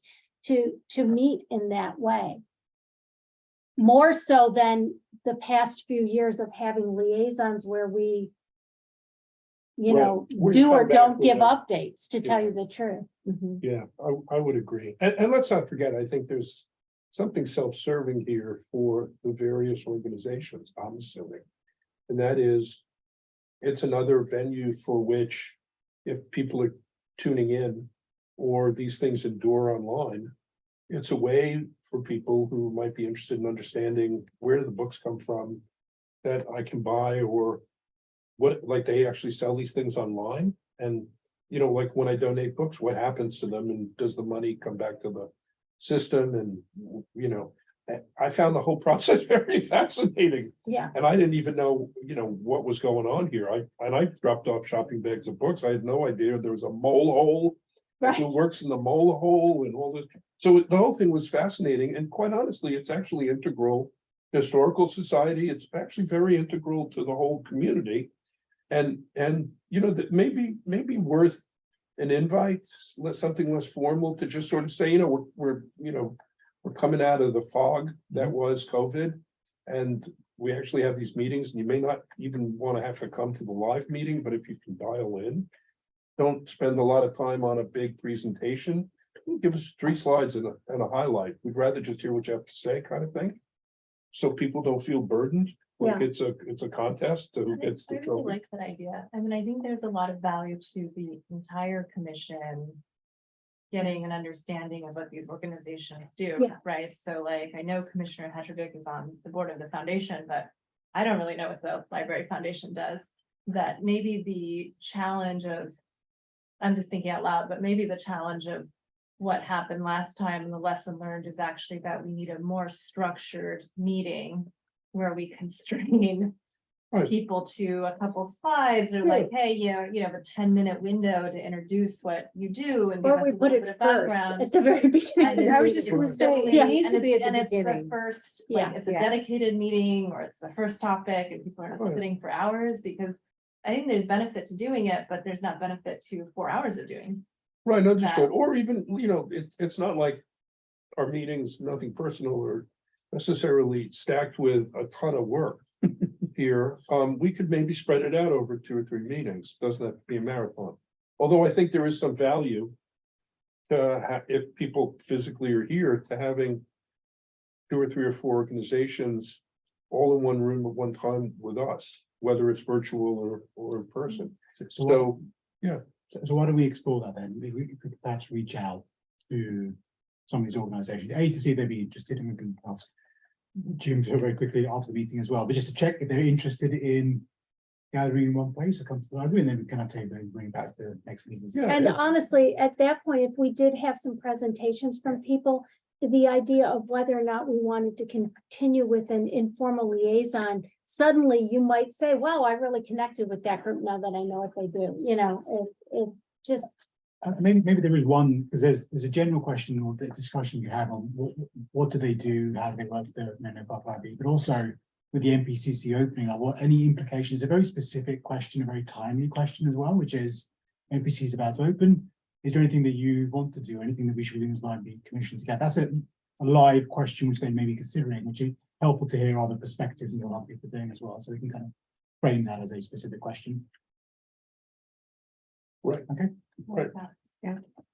Okay, so do we need to take, I don't think we need to take any sort of formal vote on that direction there. It's, but I'll just make a note of it to myself that, and remind you, I will share the Legapudi at our next meeting that we were talking about reaching out to the various affiliate groups and asking them if they wanted to come and speak with the commission.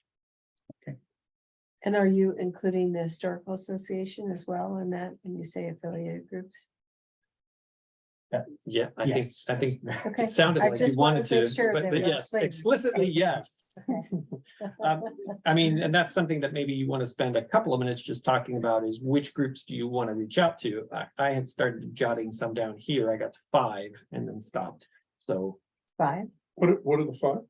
Friends of the Library, Library Foundation, Literacy Partners, the Parks and Recreation Commission, and the Menlo Park Historical Association.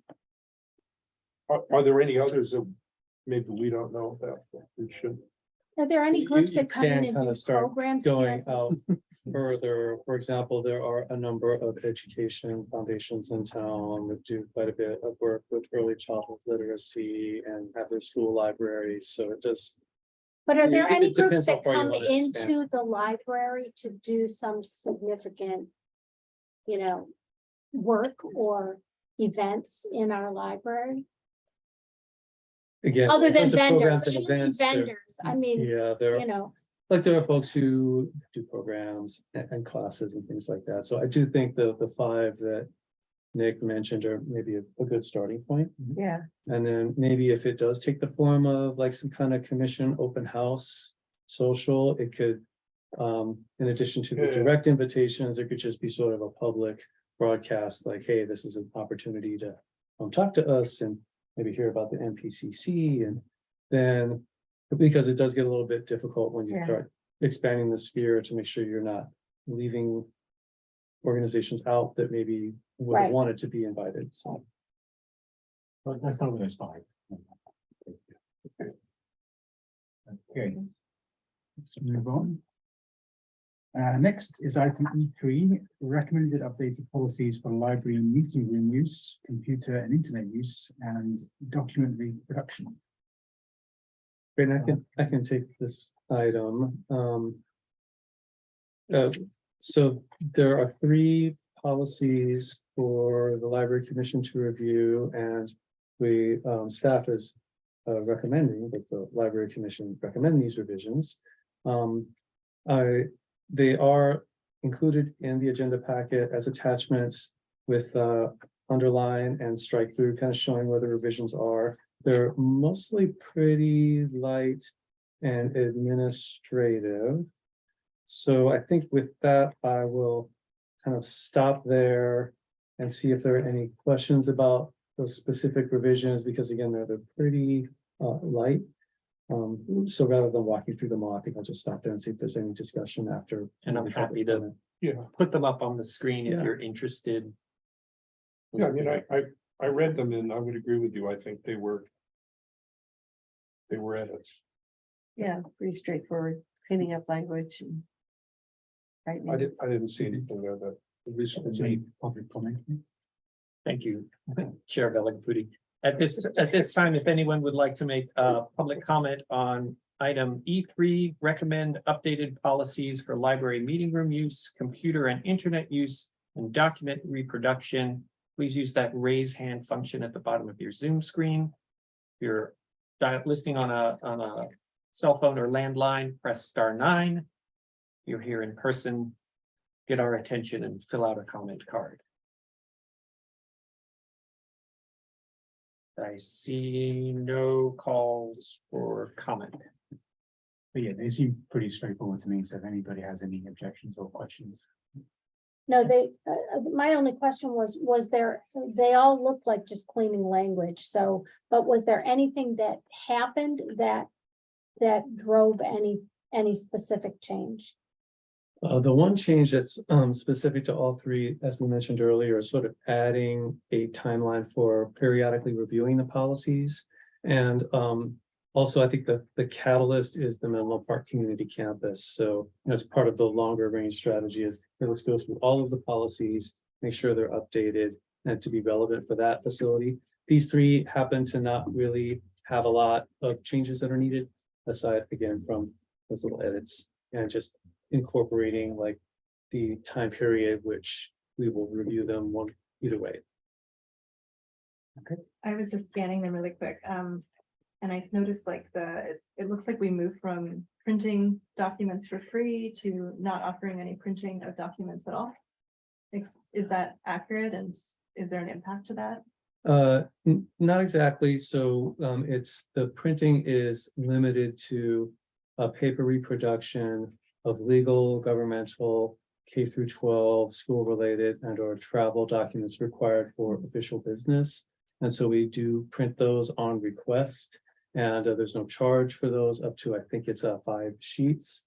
And then otherwise, we do offer scanners and the capability for folks to, kind of electronically reproduce documents, and we have the staff support to help people with that process.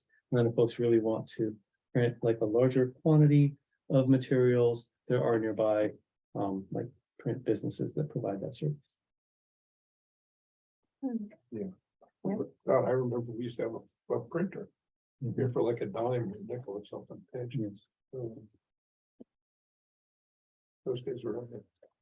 Can we move on? We were kind of hoping that the commission would actually take an action to formally recommend it. Yeah, so I'm happy to recommend that we approve the aforementioned changes in the documents that were available in preceding today's meeting as written. So I would move to approve those. Is there anyone here? Second? Well, second. I'm sorry, I do have a follow-up question to related to the printing, because I had heard about this policy a couple weeks ago and I forgot about it. And have there been people that have been turned away from asking for printing? Because I am thinking that probably the most marginalized people are not going to be able to use a scan. So is that something where there's just nobody asking for prints anymore? I'd have to check with library staff how many requests we get, but again, we do provide the paper reproduction for like specific documents like legal, governmental, school related. But if Travel somebody documents. wanted to make a copy of a page in a book, We could scan it and print it out. so then printing is available to them. Yeah. in Yeah, that but case. in a limited fashion, Yeah. it's not like a self-serve, drop a dime, paper copier. But there would be that accommodation if someone walked up to the information desk and said, like, I'm thinking of like a kid who's doing a book report or something and Yeah, doesn't sure. have, School And so- assignments are. yeah, Yeah, that's definitely Wow. within the policy, and the librarians, library staff, they do have some latitude, every situation is different. So if there's like an extraordinary need, then certainly they would just want to assist the individual, but if we're talking about a document that's 30 pages, 50 pages, then they might try to dig a little deeper to find out what is the actual information need there and help them. okay. So I think that a first and second, do we need to vote? Yes, and I will do the roll call vote. So the motion on the floor is to recommend the updated policies for library meeting room use, computer and internet use, and the document reproduction. Commissioner Chen Reiki, how do you vote? Aye. Commissioner Cohen, how do you vote? Yes. Yeah. Commissioner Hadrovich, how do you vote? I and yes. Commissioner Orton, how do you vote? Yes. Vice Chair Singh, how do you vote? Aye. Commissioner Wise, how do you vote? Yes. And Chair Veligapudi, how do you vote? Yes. The motion passes unanimously. Thank you. Then informational items, transmitted to the Library Commission in staff's effort to provide an update on matters of importance to the Commission. Informational items are not action items. However, a commissioner, city staff member, or a member of the public may request to make a comment or ask a question on any of the informational items. First one, F1, the commission will hear Library and Community Services Department updates. Yes, and I'll take this one just briefly, since informational items typically are just kind of transmitted to the commission, don't necessarily have a presentation associated with them. I did want to note that there's a brief update on the fiscal year 23-24 budget adoption related to the discussion last month, and just to call out that the city council will be reviewing the staffing proposal more in depth, tentatively August 29th. So we anticipate having another conversation with this commission during the August meeting, since that would precede the city council meeting on August 29th. Also in the June 2023 statistics, which are in the report, there was a great suggestion at the last meeting about including year-over-year statistics. We're still working on compiling those, and we hope to have those incorporated in the August report. So just wanted to call out, they're not quite there yet, but we are working on them. That's it. Nick, do we have any public comments? At this time, if anyone would like to make a comment on item F1, Library and Community Services Department updates, please use that raise hand button at the bottom of your Zoom screen. If you're dialing in, press *9. If you're in attendance in person, please get staff's attention and fill out a comment card. Seeing none. Open for library questions, discussion. The only question I had was just my reading of some of the material that are attached on the decision was that the council had effectively decided to not fund the extra 6, but there is an ongoing discussion. Have I read that right? Or is that the provisionally? It's Well, so noted to I the would extra 6 maybe and then- just add a little more kind of specificity, which is the council deferred action when the overall budget was adopted because they wanted to have more discussion, and there wasn't really time or room for it on June 27th. So they did actually defer. They didn't identify the date, but since then we've identified that date's probably going to be August 29th. My understanding from talking to one of the council members was that there was a concern with them, the same concern that was raised at our meeting last time related to that 25% figure of 25% of the time. 25% of the man hours are spent on vacation or training or sick leave or something or absence. And I just wondered if there's going to be a report coming out that sort of drills down on that more specifically. And also, I was just curious if there's going to be anything coming related to that that maybe speaks to this is a standard, this is a norm in any city, because the conversation I had with this council member, that didn't seem to be known whether or not that's a shocking figure or a usual figure. And so like getting to the green light or whatever it is, seems to me to be related to, is that number unusual, problematic, or just the cost of doing business? Yeah, great questions. I heard 2 of them, and the answers are yes and yes. So Good. yes, the more in-depth city council discussion will really get into the numbers behind the numbers. You may recall that the decision to kind of drill more deeply into the staff proposal kind of came up on a relatively short time frame, and so Yeah. the information that's there is really kind of summarized because there's a lot there. The second is that a standard? Yes. And the discussion on August 29th can really break down, once factoring in there's vacations, there's the 15-minute breaks that need to occur every 2 hours. There's sick leave, there are family medical leaves, there's workers' comp. There's even a little bit of passing time as people, they need to go to the restroom and some other things, or they're changing shifts. So it all adds up. And on aggregate, although some employees may take a far fewer breaks, like not everyone takes, for example, workers' compensation or disability or family leave. Those that do, oftentimes those can be quite extensive, and it can kind of bring that average up, and that is fairly consistent in the industry standard. Good to know. Great question. Thank you. I'd just like to throw in that there's there's in the updates, there's some interesting highlights from some of the library programming. One of them is an exhibition called the Super Parents, which is there in the middle of the hall, but our program specialist, John Weaver, has built like a suite of programs around that. So it's around that theme. So try to check some of those out. Also, if you're feeling a little more festive or frivolous, tomorrow night is the first of our library adventures as part of the summer reading series. It's kind of like a scavenger hunt tour of the library, but all of the library staff are really excited because they get to dress up in costumes. So we want to come and see everybody in costume. And I think I'm assigned the role of welcome wizard. So they started talking about a tour and scavenger hunt, and it went RPG really quickly. So that's just the way it is. It's for all ages. It should be fun. And the scavenger hunt of the adults was actually quite challenging. I was like, what? They were showing me the answers to them. I was like, I would never have gotten that. So that's all. But for the benefit of the record, RPG stands for. Role playing. Yeah. Okay. Not rocket propelled grenade, which is another acronym. It's not the Good way to know. not the way we roll here.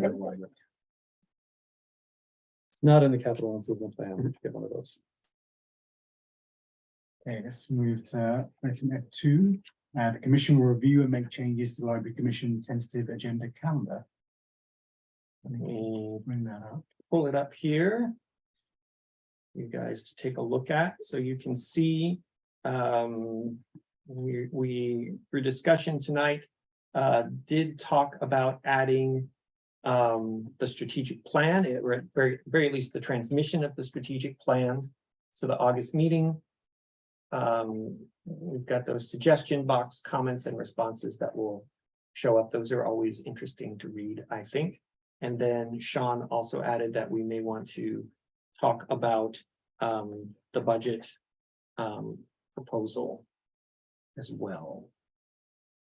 Do we have any public comment on this item? Anyone would like to make a comment on item F2, the Library Commission's tentative agenda calendar? Please use that raise hand function at the bottom of your Zoom screen. Press *9 if you're dialing in. I'll get a staff member's attention if you're in person. See, no hands raised for public comment. We're gonna have the discussion. I see the NPC naming process is back on. I guess I just don't understand what we're Yes. discussing next. Thank you for that. So since the publication of the agenda, we had a chance to clarify a couple of things. We heard a couple of things tonight, and it seems more likely that the naming process will slip to September and October at this point, because it would necessitate joint meeting with the Parks and Recreation Commission, assuming that the city council still wants the Library Commission to participate in both the first meeting and the second meeting. As well as some additional time that's needed. And we've learned this in consultation with the Menlo Park Community Campus Subcommittee of the City Council, that there's an interest in maybe having that naming process just be a little bit later, September, October. So likely that item will not be on the August agenda. Okay, that was your question about what would that entail? Yes, I think we Yeah. covered it briefly a few meetings ago. Mhm. Just wanted to check exactly what was intended. Are we deciding the name? Is it going through the same process, or is it changed to understand what we need to do? Yeah, at this point, so thank you for the opportunity to talk about this. So the city council did identify and lay out a process for identifying a name for the overall campus. And then names for each of the 5 main components in it: the library, senior center, aquatic center, gymnasium, and senior center. And they identified that the Parks and Recreation Commission would take the lead on that, with the Library Commission and community members involved. There was quite a bit of community interest in it, to the point where the city council said, hey, you know what, this could actually cause delays to the programming process. So then the city council reconvened. I forget the exact date, but I think it was in April of this year, where they said, you know what, focus on the programming. Let's come back to the naming in the fall, but basically with the same process. with a couple of tweaks, one of which being for the library commission to be engaged in the process start to finish.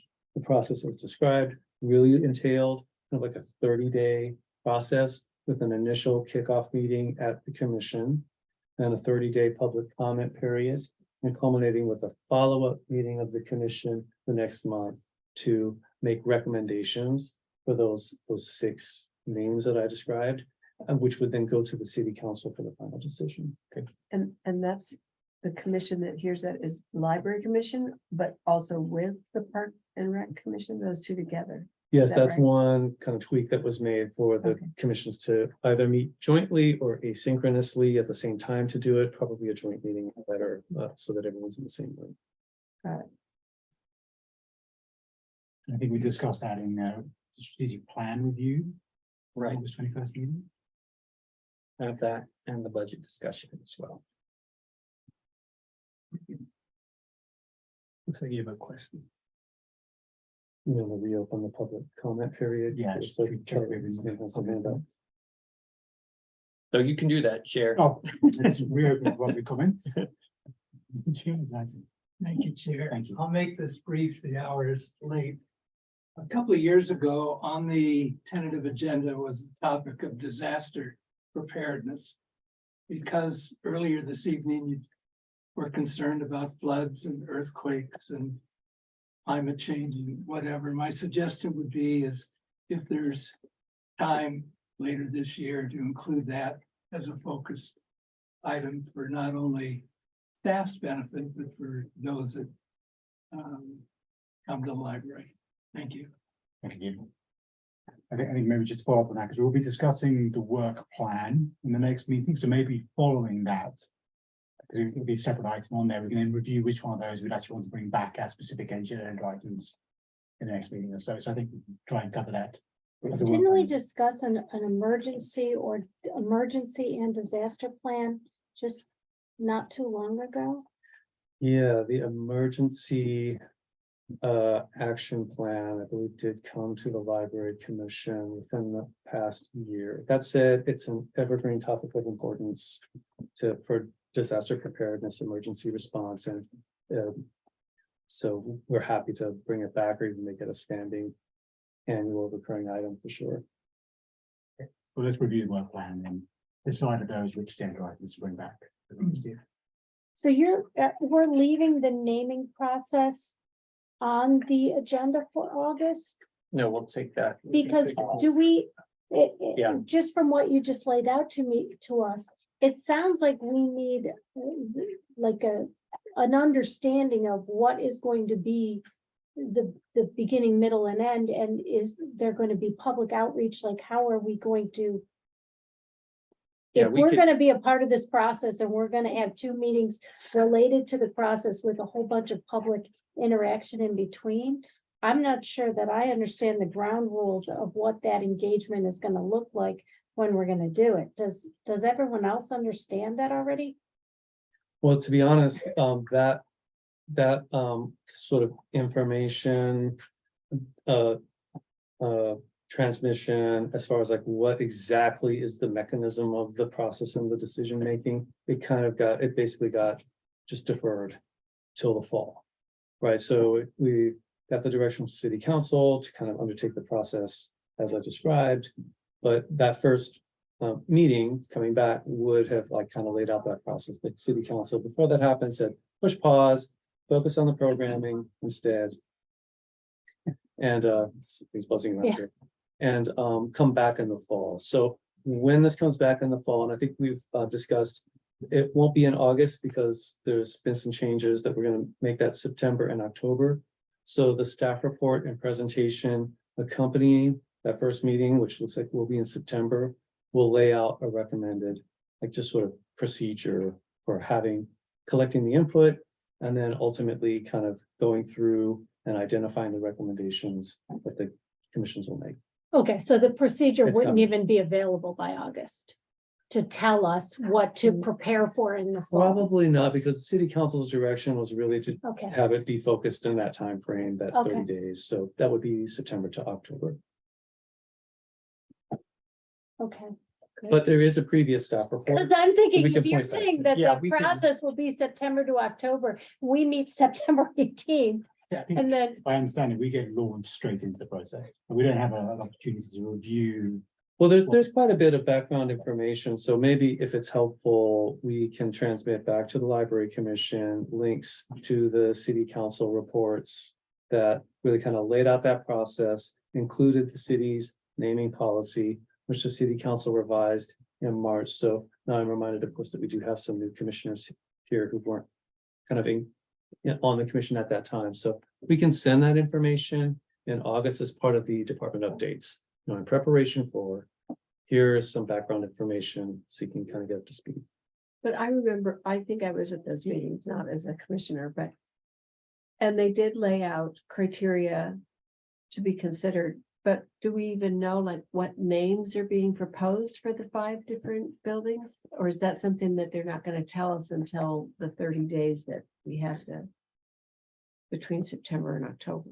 Well, some members of the community have, We at those know- initial meetings made some suggestions. But there aren't any, there's no compilation of like recommendations or suggestions yet. That would come. Is that with the what will happen process. at our meetings? We'll listen to what people have to say. and- That's the idea. Okay, and so the September and October meetings might both be joint meetings with change dates.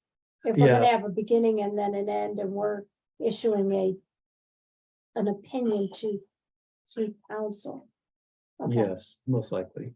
So this agenda calendar is changed even since it was published on Thursday.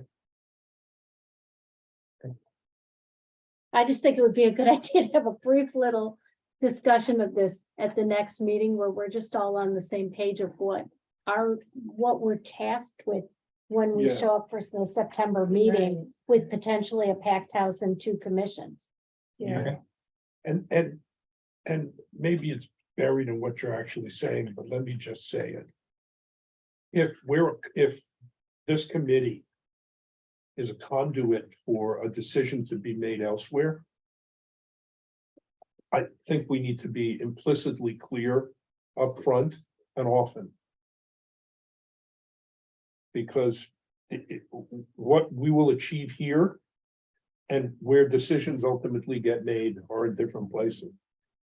So I think there was a lot of, I perceived a lot of confusion in the public, in the community as to what role this committee plays in that process. And I think it led to unnecessary anxiety. And expectations that couldn't be met because we weren't tasked. So I think what you're asking for, it simply is, we're gonna have 2 meetings. What does each body and each meeting constitute? What are goals and objectives? What does success look like? And when are decisions being made? If we could lay that out in a very simple, concise way for people, make sure they hear it a lot and often, and early, that would be great. I think it would relieve a lot of unnecessary, perhaps anxiety. Why don't we add that as a quick agenda item for next, the August meeting? And just the only other thought is the September and October meeting dates need to change. I think last year, I don't think we met in November and December, given timing, so it might be worth, Nick, I think as you did last time, to start to reach out to the commissioners on available dates Okay, that work for folks. right. So when we've done joint meetings, we've either done them on the regular meeting date for the Library Commission or the regular meeting date for the Parks and Recreation Commission. We're 3rd Mondays, PRC is 4th Wednesday. So just to kind of keep those in mind, and usually if we're going to do a joint meeting of something that's of real interest to the members of the Bellhaven community, we usually hold it in Bellhaven. I'm just conscious the last joint meeting, we all turned up and then we weren't able to do it, so just for that reason. I There think- wasn't a quorum of. But it wasn't the Library Commission that was the reason for the lack. I'm sure it was a good reason, but just, yeah, the more we can do to, Yeah. especially if we're gonna have a packed house. We all turn up. Oh, we'll make yes, sure we I do. will be dotting my i's for all of the commissioners to make sure because that's the worst thing, to have members of the public show up ready to get there Yeah, and you don't have a meeting. That's not what you want. but if there's any way to get the date nailed down sooner rather than later, it would be really appreciated. And Okay. it sounds like 2 dates, right? 2 dates, both the September and October meeting. That would be great to know. Yes, in fact, I think what staff can and will do is to start polling the commissions now. Some folks are on vacation. So that ideally by the time of the August meetings, we've got like the date kind of Yeah, nailed down. yeah. Is it gonna So be the it's- Monday? Is it gonna be the Wednesday? So yeah. September 18th is Library Commission, September 27th would be Parks and Rec Commission.